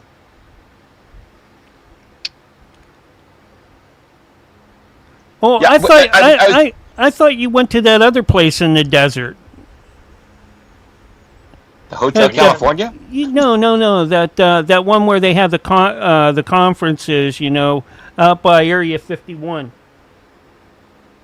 Contact in the desert. Okay.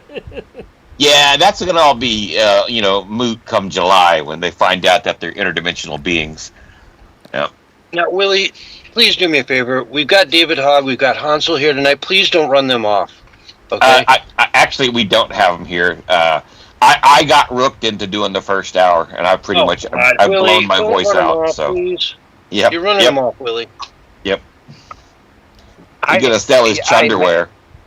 Hey, man, we sure miss you, man. Ain't no doubt about it. Well, I did an hour of radio, so I fulfilled my contractual obligations.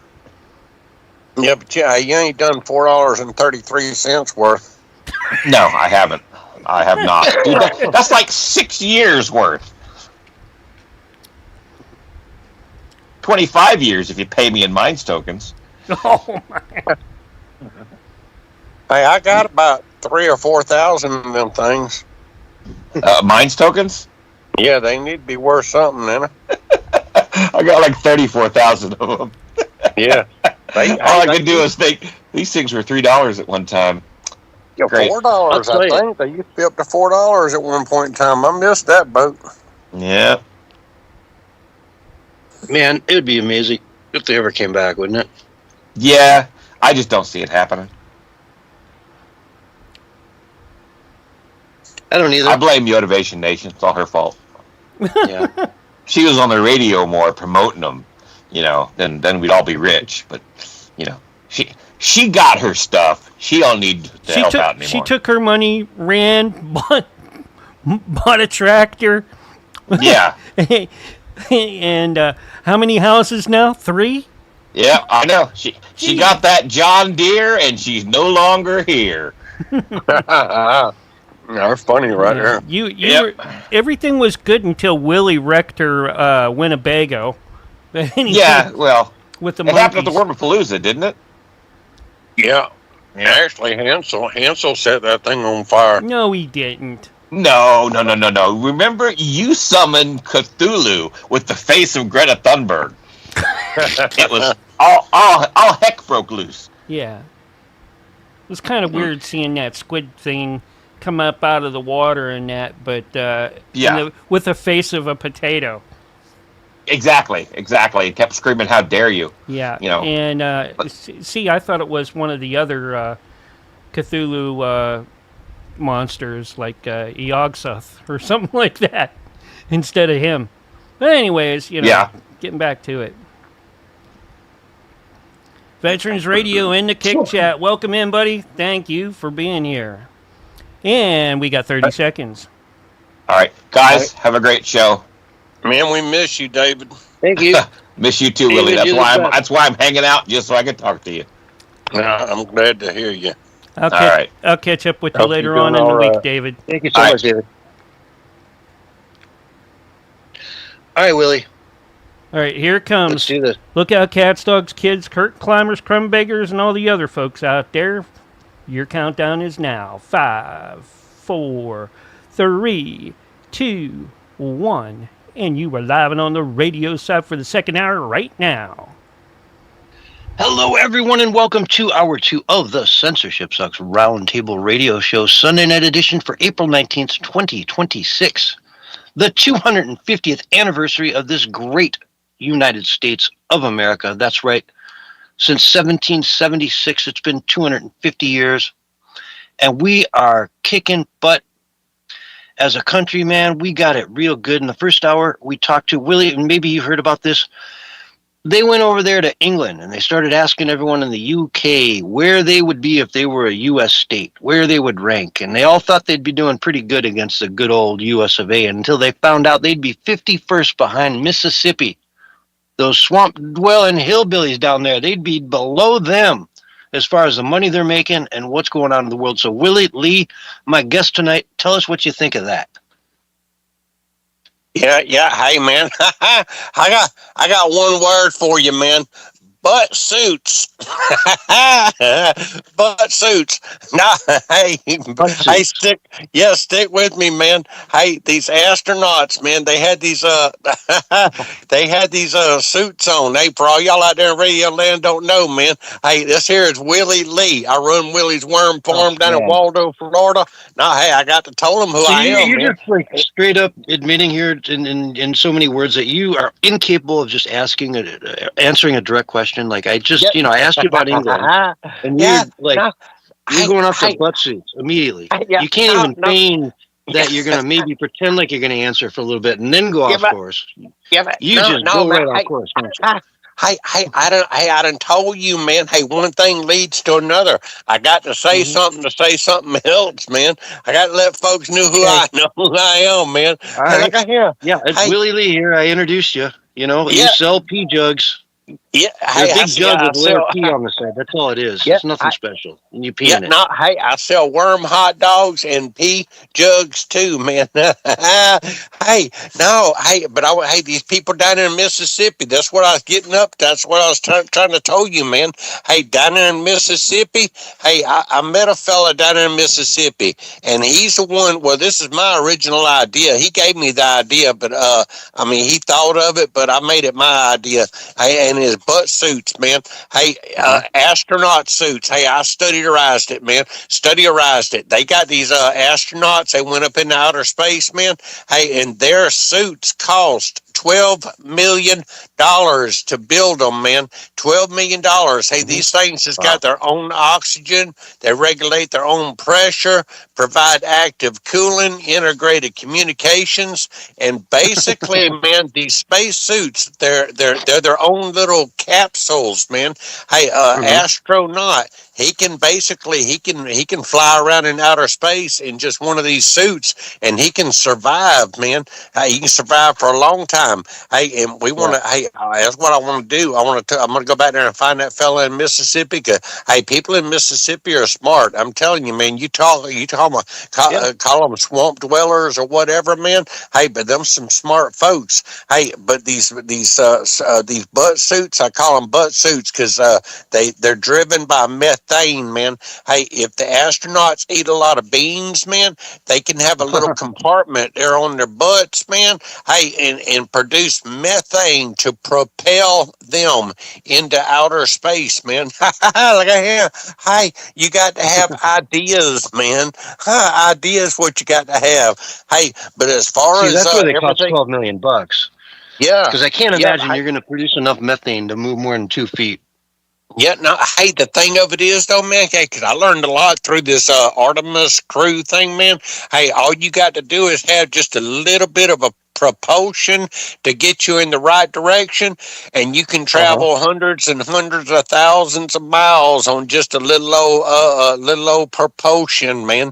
Are you telling me this week that you believe they did that? Because last week it seemed like you were highly skeptical that they even left California.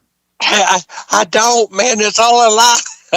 It's all a lie. Hey, it's all made up. It's all green screen. It's all studio stuff, man. I ain't gonna lie. Hey, here's what I want to know. Hey, John Galt. Hey, by the way, hello, Mark. Wojciech, yeah, that's me. Producer. Yeah. Hey, how's it going? Yeah, hey, I just want to say hello, Mr. Producer. Hey, and John Galt. Hey, listen up, man. Hey, I sent you some stuff, man. You don't even look at the stuff that I send you. I saw what you sent me. It was horse cocky. No, you treat me like an old raggedy shoe, man. Hey, you throw Well, me off in the corner, and I'll you tell you what, forget I'll buy you about some me. new shoelaces. But yeah, Yeah, you're still going to be an old raggedy shoe. yeah, no, man. Hey, me and you's gonna have to go down to the Red Lobster one day and have some dinner, man. Hey, I can take all that money that you give me. We can go down to the Red Okay, Lobster. shooter. No, Sounds like fun, shooter. that's about what it is, man. You too big and bad and important to mess around with us little Well, folks. you sent me. All right, let's talk about what you sent me.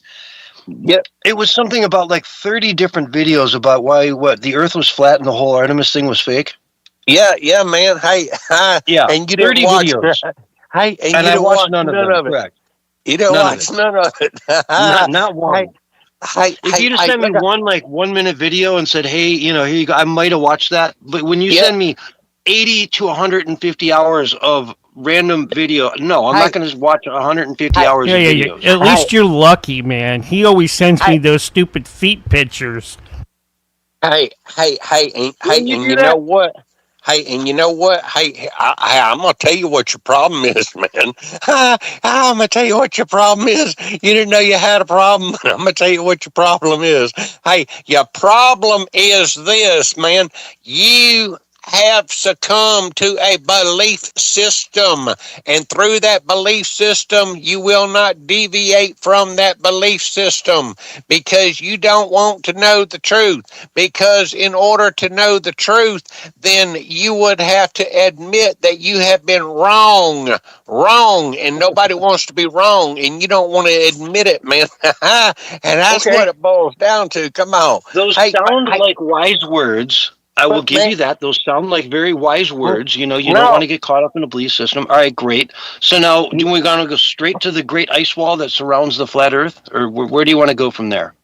man, Where am I here, so deeply held in my beliefs that I need to open my mind? yeah, no, Aliens? What? No, hey, I want to talk about Merlin the talking pig. That's what I want to do. Okay, Hey, Merlin the talking pig. Expand my yeah, mind, Willie. Expand all of our yeah, no, minds so we can, hey, not be so stuck in our old ways of thinking that pigs don't talk. Go ahead. yeah, yeah, no, hey, Merlin the talking pig. Hey, you can look him up, man. Hey, he is a Vietnamese pot-bellied pig. He has racked up a whopping 1.1 million Instagram followers, man. Hey, Merlin the pig, the talking pig, he's in the Guinness Book of World Records. Hey, he's the most famous pig that ever was, man. He's a 4-year-old, 180-pound pig, and he has the prestigious title of the most followers on Instagram for a pig. Hey, now see there, that right there is the kind of news that people want to hear all about, man. That's the kind of news they want to hear about. Hey, here's something else too. Yeah. Hey, this here, Okay. no, Yeah. hey, this here is news, man. Hey, this is news. Hey, y'all So the remember, talking pig doesn't y'all, talk, though, right? Just to clear that up, it does not talk. oh he talks, man. He goes he talks He real does talk. good, man. Hey, y'all got Okay. to look him up, man. Merlin the talking pig. Hey, he he looks like Nancy Pelosi. It's the same thing. Nancy Pelosi's a talking pig too. She ought to be in the Guinness Book of World Records. No, Oh. hey, yeah, hey, you got to listen up though, man. Hey, I'm going from one thing to another. We got a lot of news that I want to cover. Hey, because all y'all out there in Radio Land don't know, this here is also the Willie's Worm Farm Roundtable radio show, man, and we broadcast live off the top of a billboard out here on I-26 in Sandy Run, South Carolina, man. Hey, we worldwide is what we are, man. Hey, but here's Well, what I want Willie, to we know. got 10 minutes before we got to take a break. So you got 10 minutes. Run with it. Yeah, well, I'm trying, man. Hey, y'all remember Baby Jessica? Baby Jessica, it was something. I don't have the article in front of me, man. I lost the article, man. But this was like back in 1987 or something, man. There was a baby Jessica. She was like 18 months old, and she fell into a 22-foot well in her aunt's backyard. and it took 60 hours for them to rescue her. Hey, y'all remember that story? It was like back in 1987 or something or another. Baby Jessica Morales. Y'all remember that? Come on. I don't know if I do. I Yeah, literally, yeah, yeah. No, hey, it happened. It happened. In Texas, man. Hey, but guess what? She got arrested the other day, Wednesday, April the 15th. She got arrested. She got in a fight with her husband. she she grabbed her husband by the neck. She grabbed her husband by the neck, and he shoved her off, and then she tripped over her child. Hey, because they was arguing, and she grabbed him by the neck because somebody said, "Hey, y'all quit arguing in front of that kid," and the husband said, "No, f that, man," and she grabbed a hold of him, and she went to jail, man. See, that's news right there. Come on, see, that's what folks want to hear there about, you man. go. Hey, Excellent. yeah, no, That's a there's it's a no, very there's interesting all. story. Really. Yeah. Yeah, no, that is an interesting story. Now you got people worldwide; they're going to Googleize it, and they're going to see if what I'm telling is the truth or not, man. I'm gonna Yeah. tell you. Hey, I've been working on a song too. I ain't even gonna sing the song, but look at him. Did you know? Hey, these are weird English facts. Did you know that the I before E rule is a lie? You remember that? Hey, I before Yeah. E except after C or something. Hey, Uh no, huh. hey, it's a lie. Hey, not only is it a lie, man, there are actually 923 exceptions to the I before E rule. It's a lie. That's just like one of them lies what you've been told in school, and that Uh leads huh. into other lies and all the lies that we believe, man. Hey, did you know that the word Q, like a cue ball or like NQ, it's just the letter Q followed by four completely useless silent letters, man. It's just dumb stuff, man. It's Yeah. lies after lies after But a lies that Q we've always been has to have a told. U after it, right? Yeah, yeah, it don't matter. It's still Q. Hey, Yeah, but it Q is can't stand Q. alone. It should be able Yeah, to stand no, hey, alone. let me ask you this, man. Hey, here's Hmm. another lie.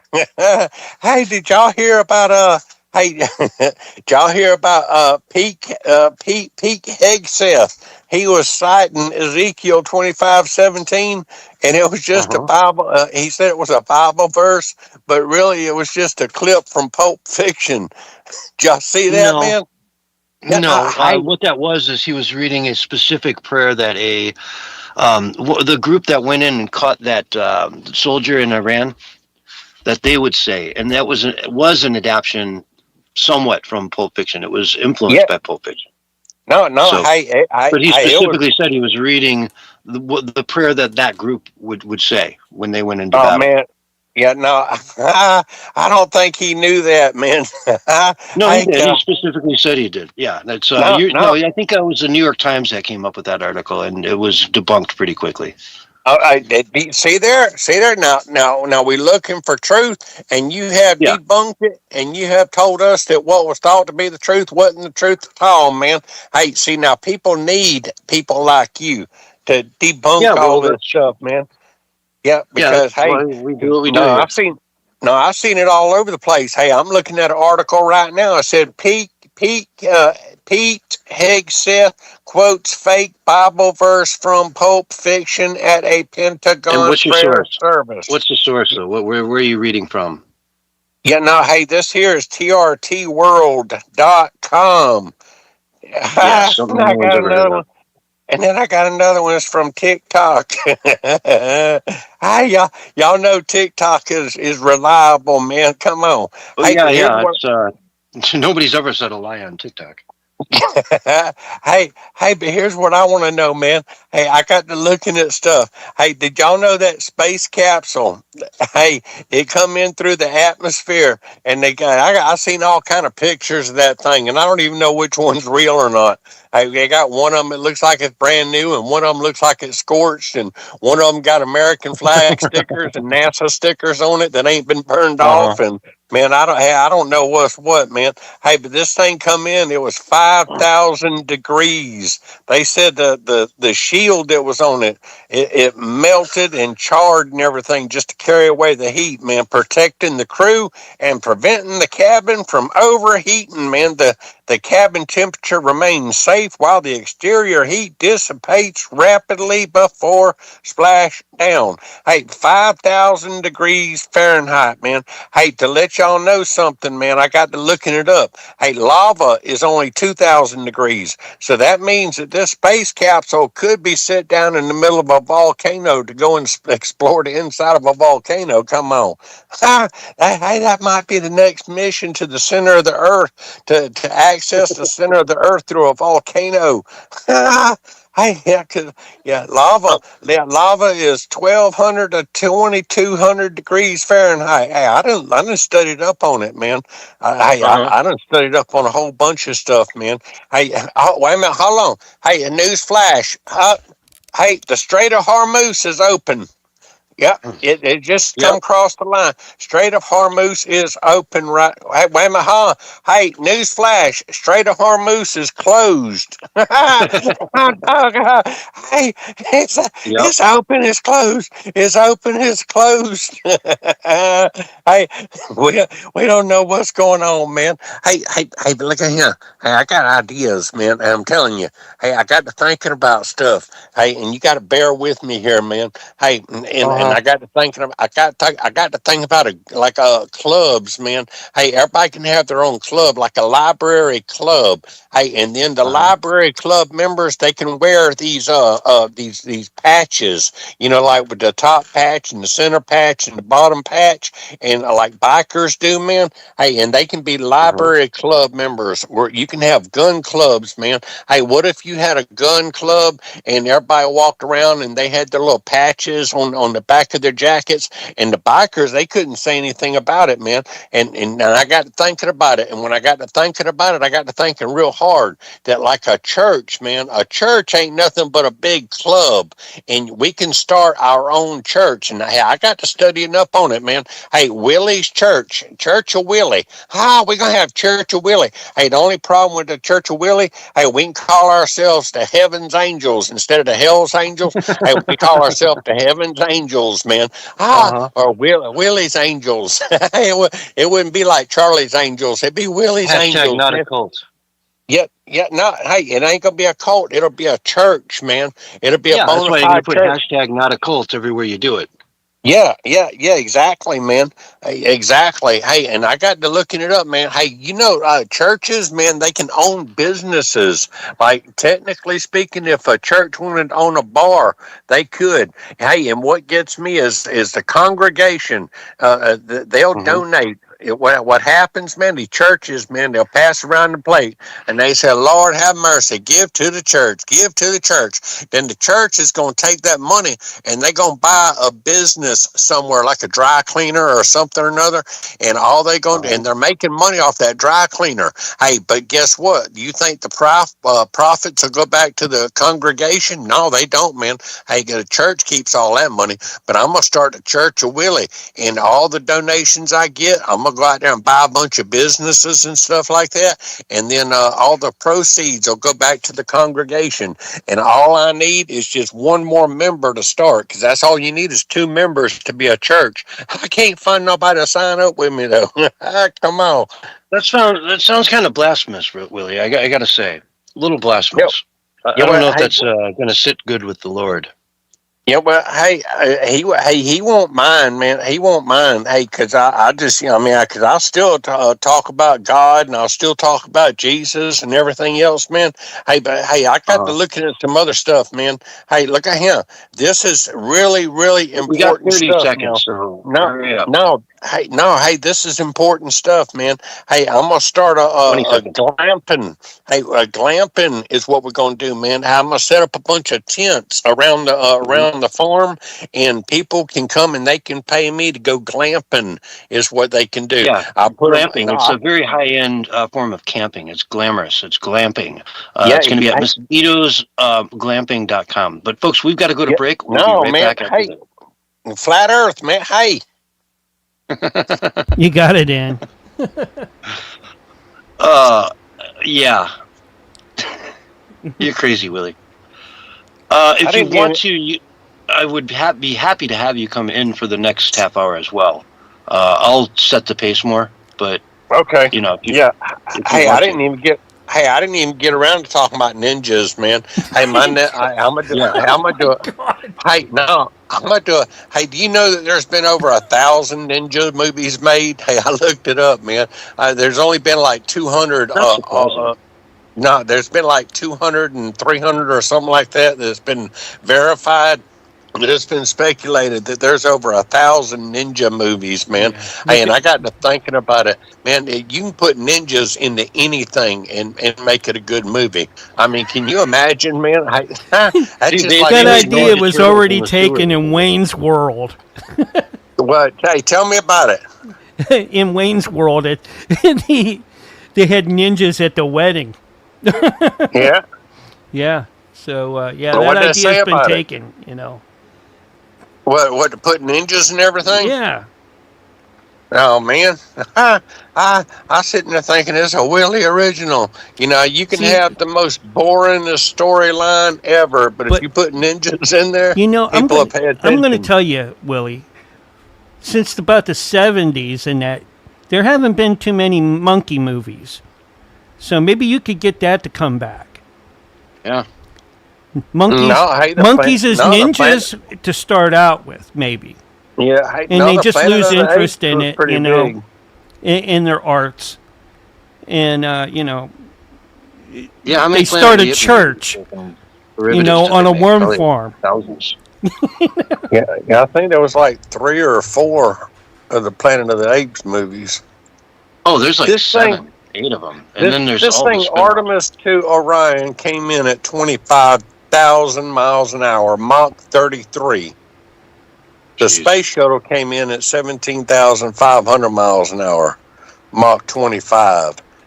I mean, how can you even believe all this stuff? I mean, this thing had no propulsion system on it. Well, the thing about it though is that Elon Musk will do all that for like 1/10 of the price Yep. in That's the near just- future. That's You know. just it. Elon Musk has himself said it cannot be done. He was talking about the number of rockets did not that see you would that part. need, and I looked it up. Yeah. Well, in the 2 minutes we have before we come back, I'm probably not going to. But yeah, I want to ask you though. Germany demographics. More than 1 in 4 people now have a migration history in Germany, and it's probably a very different country than when you were there, Willie. Oh yeah, no doubt. I mean, there was. And I'm a not lot talking of, to James. I'm talking to Willie. Yeah, no. It's a lot of foreigners, man, over there in Germany land, man. But you spent some time there, and you sprechen Sie das. Ja, hör mal zu, ich bring da mal Deutsch bei, dass du was verstehen kannst. And you can probably say some really crazy shit in German and get away with it completely on the show. Maybe. Ja, zum Beispiel, Maybe. ich hau dir mal auf der Stelle auf, bis du nochmal aufstehen tust, alter Drecksei. Because the minute someone Drecksau, speaks in bleibst German, you just Drecksau. assume it's the worst. Das heißt Sa, nicht Well, Sau. you know, I need to add that into my like my category type stuff too, and the list for the languages being spoken. So I need to know that ahead of time, Willie, if you're going to do that. 30 seconds. Hey, I was prompted. Okay? Hey, I did not know that I was going to be prompted. Anyways, we're getting ready, Oh. and here it comes. 5, 4, 3, 2, 1. And you're back live and on the radio side right now. Hello, everyone, and welcome to Hour 2 of the Censorship Sucks Roundtable Radio Show, April 19th, 2026.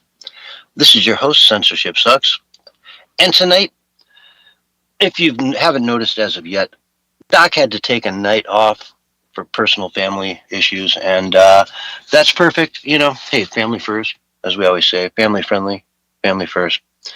So tonight I thought it'd be fun to bring in somebody a little different to cover the news with me in the last half hour of the show. With me tonight, I've got Willard Lee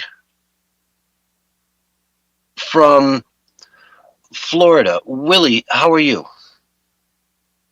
You done messed up now. Doggone, man. No. Hey, this just in. Hey, breaking news. The Strait of Hormuz is closed. Oh, it's open, I assure you. I guarantee it's open. Yeah, Iran can't do much about it. You know, they really can't. It's open now. Yeah, it's open. Yeah, it just now We've got open. the entire Navy over there. It's open. It's closed now. Yeah. Hey, I got a question, man. Hey, I don't know if this is true or not. See, you're the man of truth. Hey, I want to know, is it true that the United States of America has lost 44 aircraft ever since they started bombing Iran? I know we've lost, the ones that I'm aware of are in maybe the dozen or so range, about 12, but there could certainly be more that I'm unaware of. I know some were sacrificed, in that one rescue mission. They actually had to leave a couple behind and they just blew them up.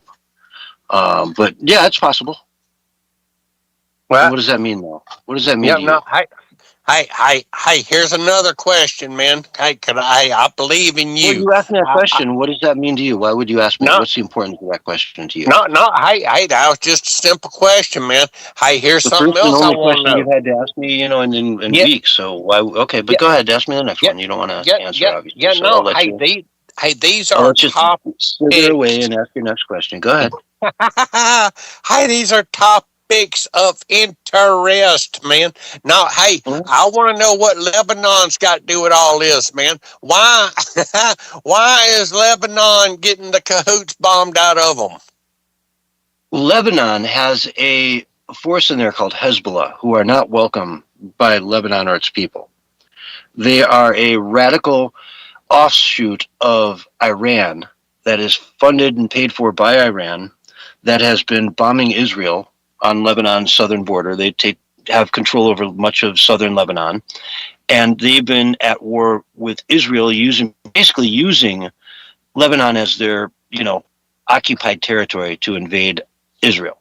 And so there's that which has been going on. That's why the IRGC was so insistent that there be a ceasefire there for the time being, at least. See there, man. Hey, you the go-to man. I'm telling you. What else you got, man? But no, hey, you was talking about immigration, man. Hey, as of 2026, the European Union is implementing a stricter migration approach, focusing on accelerated deportations and return hubs in third world countries for rejected asylum seekers, man. Over 5 million immigrants arrived in the EU from non-EU countries, and they are subsequently being deported. Of course, that's old news. I'm looking at it right now, man. That's what they're saying, though. What you say the EU is this like Ursula? What's her name? The head of the EU, is that her direct quote from her office, or is this a TMZ report about what they want Europe to do? Oh no, I know that. I mean, that particular article right there came from PBS, man. Hey, but look at it here.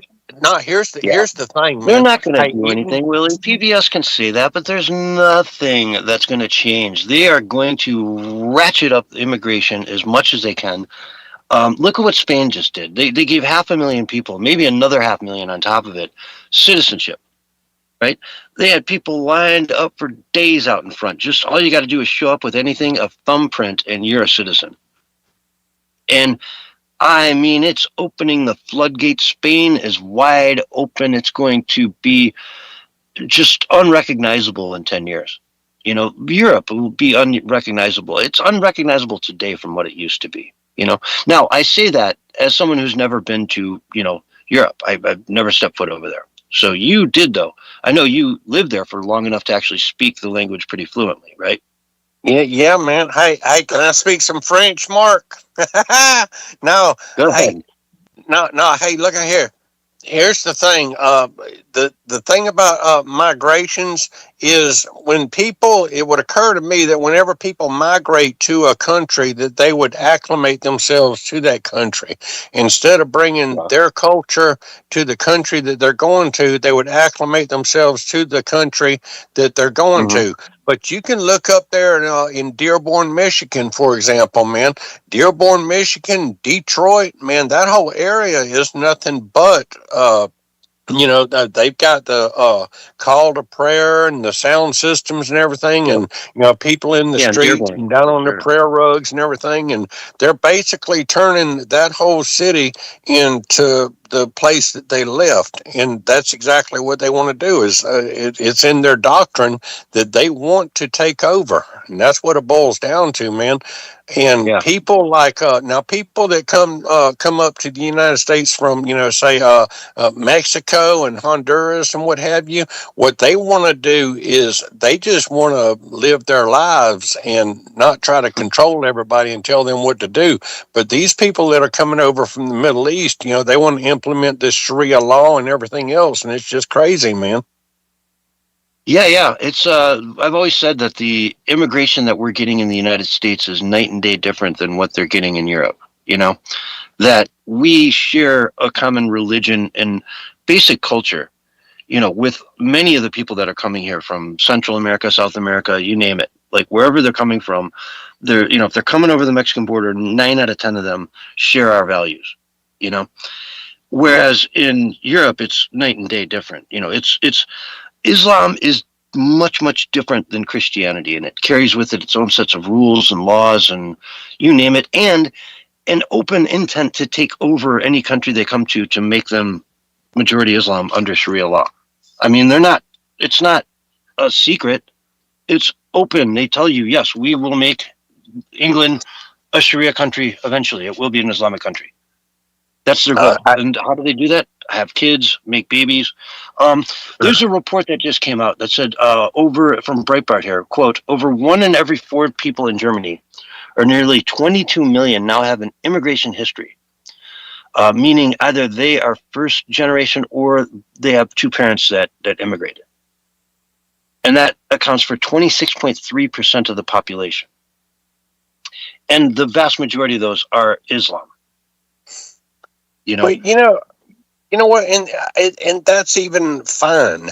Because I mean, the United States is a country; it's a melting pot. We've got people from all Yeah. over the place in the United States.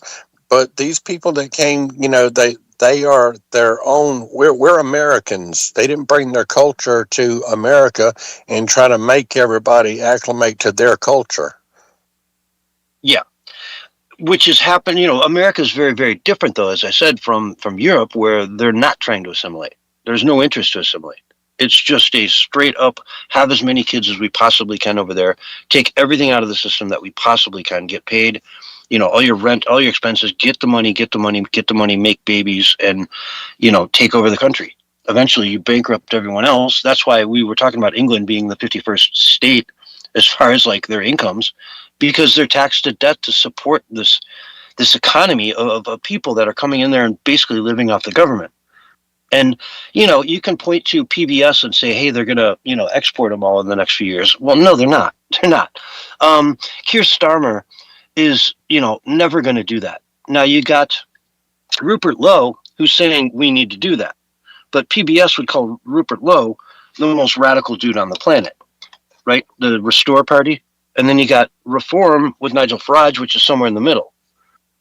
which they would also label him as extreme far right, whereas really he's like the rhinos over here. He's a rhino. He won't do anything. He'll talk a good game, but he's really not going to do anything at the end of the day about immigration over there. And it's not the boats. It's not the boats coming over from France. It's the legal immigration that they allow. The people that come over and say, "Hey, I am a refugee. I need asylum." And they say, "Rubber stamp, boom, good to go. You're legally here now." All you got to do is say asylum. I live in danger of my home country. And poof, you're in, no questions asked, and it just is what it is, right? So it's a very different thing when we talk about the two continents. You follow me? Rupert Lowe, he founded the Great Yarmouth First Party. And basically what he wants to do is make England great again. And we started with Donald Trump and the whole Make America Great Again. And we got bamboozled with Donald Trump, man. I'm telling you. Hey, everybody's like, oh, he's the answer to all of our hopes and dreams. And Donald Trump ain't done nothing since he got into office but alienate everybody around him. He's alienated Canada. He's alienated all of Europe. He's alienated the Middle East. He's bombed like 7 or 8 countries. And the price of gasoline, he hadn't really done anything for the American people as it stands right now. We're all looking for hopes and dreams. We're all looking for the guy that... Go ahead and tell me. And for the audience out there, Willie left the house. This is his brother James now, who's in here, just to keep you caught up on everything. Willie's gone. James is here in his place. I think he tapped him out. He said, "Look, Willie, you can't hang here. This is way over your head. Let me get in there." Is that kind of? Am I reading the room right, James? Yeah, we'll go with that. Okay. Donald Trump, I think, is doing great. I am not. He's not, though. Look, we're 6 weeks into this war now, right? And he said it would be about 4 weeks, and then he said 6 weeks, and now it's 6 weeks. And I see it as pretty much being done at this point. I don't see Iran putting up much of a fight. If the Iranian people will finally grow the cojones to stand up and just take over, like do the revolution, it's going to be ugly. But you've already lost 40,000 people in a few days to, these Ayatollah. We're not going to let that happen again. If you guys go out and fight again, you have some assurance that the Navy's right off the course here. They can really start punching back if they try to do something as horrendous as killing 40,000 people again. So what's going on in Iran? Really, it's what everybody wants to see. The whole world wants to see these Ayatollahs out of there. And going back to some sort of a rational, modern country that has free people. They don't, though. No, there is one country that wants to see that. And the United States is doing their bidding. And that's what it boils down to. It's one country that's telling the United States to jump Judy, and the United States is jumping in there and doing that one country's bidding for them. And that's all it boils down to. Which country? I'm not even going to go into that because I don't want you to get banned off on radio or anything. But the bottom line is that is the truth of the matter. Groceries are at all-time high prices. Gasoline is at almost all-time high prices. The price of a gallon of gasoline is like $4. I spent $2.99 on eggs today, and they were like $6-7 in the Biden administration. During COVID? During COVID, everything jacked up at that particular point in time. But even 2 years ago, I couldn't even find eggs for a while, and when I could find them, they were $7. That had to do with a lot of the fires and those weird things that were going on with the hatcheries out here. But it's a fact. I don't see groceries as bad as they were before. They're not going up at the rate they were under Biden. So from that standpoint, I'm happy. With gas, hey, we were doing great with gas, and all the fundamentals are there. It's going to go back down. And now that the strait is, up and this thing is pretty much over, it's going to come back down quickly, right? Once the fuel, everything gets flowing back through the system. In 2 weeks from now, I would expect gas to be back well under $3.50. And when you expect that to happen under 350? Because I'm going to hold you to it. When? A week? Well, 2 weeks? Right now, at where I'm currently at, it's at about 415. So about a 70-cent drop, I would say, in the next month. Okay. Now, hey, keep in mind Close to it. that It might not be all the way there, but somewhere. Like I would think that's optimistic. It'll be down significantly from where it is, though. but Like but in the next but 2 weeks. but it won't, because you're not taking one thing into consideration. The thing you need to take into consideration is the fact that the gas that we're getting now is from the oil that we've already gotten. This has nothing to do with the oil that's coming to us. The oil that's coming to us is going to make gas prices higher because there's little oil coming through the straits right now. It's sporadic at best, and I can guarantee you that gas prices is going to go up. And what gets me is Donald Trump, he touts that all of these empty oil tankers are coming to the United States now to load up with all of American oil and Venezuela oil or whatever, and to be distributed throughout the world. And we're supposed to somehow get rich by that. The fact of the matter is, though, is why isn't this oil being used here in the United States right now to keep gas prices down? And it's not just vehicle gases, like for cars. We're talking about diesel fuel for tractor trailers. When these drivers are out there and they're paying $6, $7, $8, $9, $10 a gallon for diesel fuel, well, guess what? That causes prices to go up at the grocery stores and everywhere else. All of your goods are hauled by trucks. How come there's not some sort of a program set forth to where all these trucking companies don't have to pay so much in diesel fuel? And it's ridiculous, is what it boils down to. Our country is not better off now with the Trump administration than it was before. The fact of the matter is everything that Donald Trump is doing right now is not good for the United States of America. He's sitting there and he's threatening Canada. And I'm not necessarily anti-Trump. I'm not liberal. I consider myself to be conservative for the most part. Canada, but what? You said he's threatening Canada? Well, of course, he wants to take Canada and quote unquote make them the 51st state. He suggested that. He wants to make Greenland the 51st state. He's a troll. He's just ribbing them, man. How would that even work? We wouldn't want them as a 51st state. It'd be like making Puerto Rico a state or making Washington, D.C. a state. It would just be, it'd vote left forever, like as far left as you can go. It would not be good. Now, if you want to take Alberta and they want to vote to leave Canada, which I think they're going to, they've got a referendum coming up in another, month or two, where they're going to vote. And I think they're going to overwhelmingly vote to leave Canada.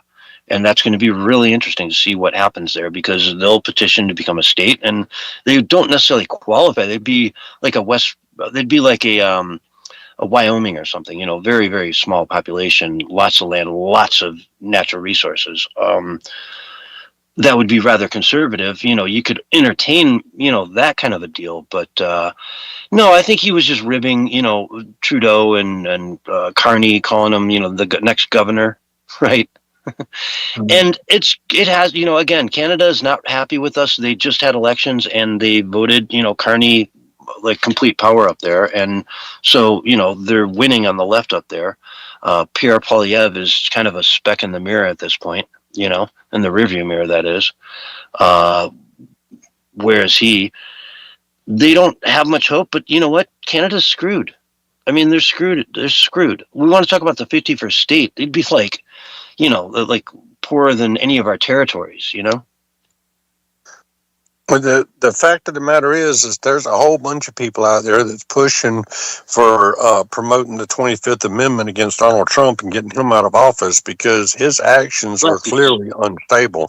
And there again, Nancy Pelosi is, and Adam Schiff are pushing that. No one serious is pushing that. Well, right? If Adam Schiff wants to push the 25th Amendment, that makes Trump's cabinet vote to kick him out. That's ridiculous. Who's going to listen to him? As far as I'm concerned, Nancy Pelosi and Adam Schiff should be in prison right now for all that Russia hoax stuff that they pulled way back when. Oh yeah, like I said, I'm not a fan of any of them. I'm not, people they might say, oh, you're just a liberal or whatever. And I'm far from it. I was for Donald Trump, but I see what Donald Trump has done. Where we are as a nation, and you can maybe not like Trump, but you have to admit it'd be we're way better off than we would have been under Kamala Harris. Like, you know light what? years. And I agree. I do. That Kamala Camel woman, I call her Camel woman. She, she was a joke, and that just goes to show it's not the politicians and what their actions are. It's who's controlling them. So there was someone that was controlling Kamala Harris, someone that was controlling Joe Biden, and guess what? There's somebody that's controlling Donald Trump right now too. He's got somebody over him that is telling him what to do, and it's not good, if you ask me. I think Donald Trump, in my own honest opinion, has lost his way. He's lost his ideals. You know, he was going to do this and he was going to do that. But guess what? He's got into office and he's got people that are controlling him. And Donald Trump has literally enriched himself during his presidency. I mean, there is no lie about there's no two ways about it, that he is making billions and billions of dollars off of his presidency, and you can't dispute that. I'm not aware of it. I know his kids are, out there running the company. Same difference, sure, whether it's his kids or him. And I have no doubt they've made billions of dollars. They're, billionaires. That's what they do. But yeah, whether he's using the government specifically to make that money, it's hard to say. I haven't seen anything.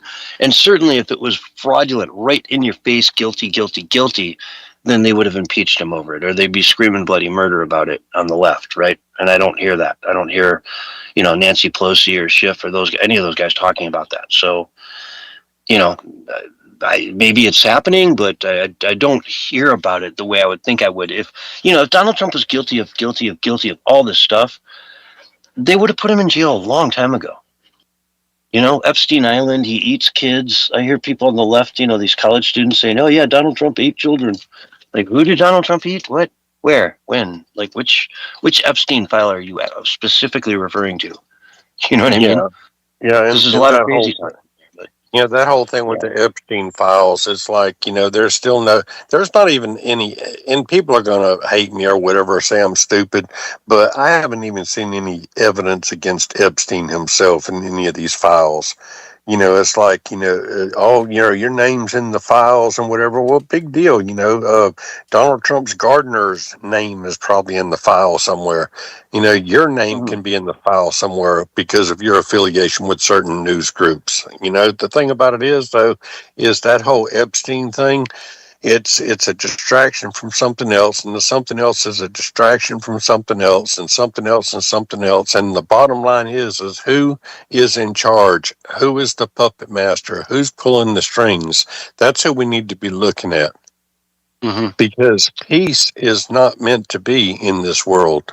In the United States, it's like every time the United States is constantly at war. There has been, I think, maybe one period in history where the United States wasn't involved in some war or conflict somewhere around the world. Yeah, and it's sad. And, hopefully we're, getting out of all this stuff, right? I mean, you see potentially what started a war with Venezuela. Well, that lasted about, an hour and a half? You know what I mean? What we're doing to Cuba right now is, why are we blockading Cuba? Tell me that. Why don't we hate Cuba so much? We don't. We love Cuba. We want them free. I mean, if Cuba was a free country, oh my God, it would be the most wealthiest, fantastic place in the world that would be rich beyond belief inside of a decade. It would be the next Miami on steroids. You know what I mean? But they're stuck in this revolutionary Che Guevara type communist dictatorship, which sucks for them. And then we're trying to give them an out. We're trying to make it happen for them. And so, I mean, that's what Trump's grand plan here is so fantastic if it works out. Because if he manages to free Venezuela, put money in their pockets, use that leverage to get Cuba fixed, our border 90 miles south of Florida, right? Our closest ally, potentially. Put them on the right track to freedom. Then simultaneously get rid of the IRGC, which, I mean, once you get rid of Iran, you get rid of Hezbollah, you get rid of the Houthis, you get rid of all these proxies that Iran and Iran only are funding, right? Nobody else cares about this stuff. Saudi Arabia is not funding this stuff. You know, it's not the UAE that all these people just want to live their lives. It's Iran that's out there stirring up the pot, trying to make wars everywhere. You know, all that goes away, and suddenly you got peace in the Middle East. If that all happens, and I mean, if Trump can make this all work out, he's going to meet with China, with Xi Jinping later on this year, and or later on this month actually, and he's got them over a barrel. They get half their oil from the Middle East. He's got them under a barrel, right? All their contacts with Venezuela are they're gone. They better play nice now, or we control all of this stuff. So if Trump's master plan works out, Willie, it will be so fantastic, and the world will be changed forever for the better. And they'll be slapping peace prizes on his bumper stickers, all day forever. He's going to go down as the best president in American history if he can pull his plan off. So I don't know. We got about 15 seconds left. What do you got to say? Greater Israel. Research it. Greater Israel. Boy, Willie, you got to go there, don't you? We love our Jewish friends. At least I do. Many, many Jewish friends. Love them all to death. But folks, we got to go. This is the Censorship Sucks Roundtable Radio Show, and we're all out of time. We will see you Wednesday night. What? No flat Earth? Oh my God! What are we going to do? Greater Israel! That's what he's going to yell every time. Oh, no more flat Earth. You guys did great tonight. Missed Doc, but thanks, James, for coming in. You're gonna regret having me on your show, man. I'm never gonna ask that some bitch come on my show again. All right, we're gonna lose. No, it's fun. We're gonna lose this room probably pretty soon. Oops. All right.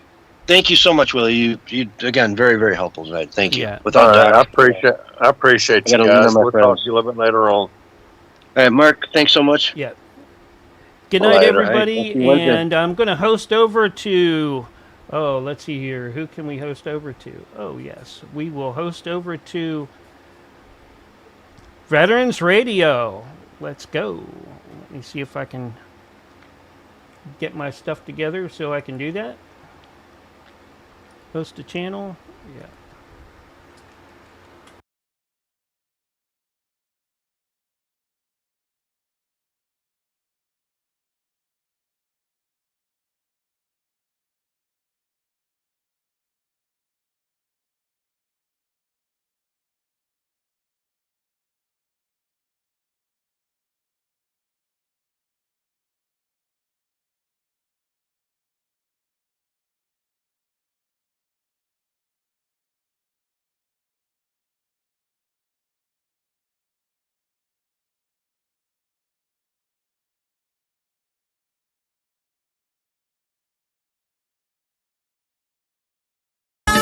Great music 7 days a week.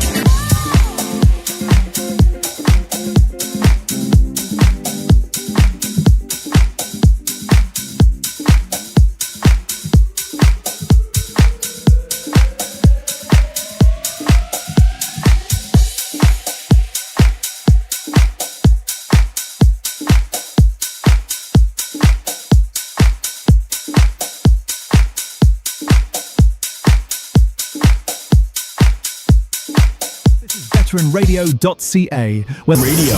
Check out our website at veteransradio.ca. All right, that's the 80s at 8. Time for the... No, it wasn't. 70s at 7. Now it's the 80s at 8. Starting off with Martha and the Muffins. Echo B.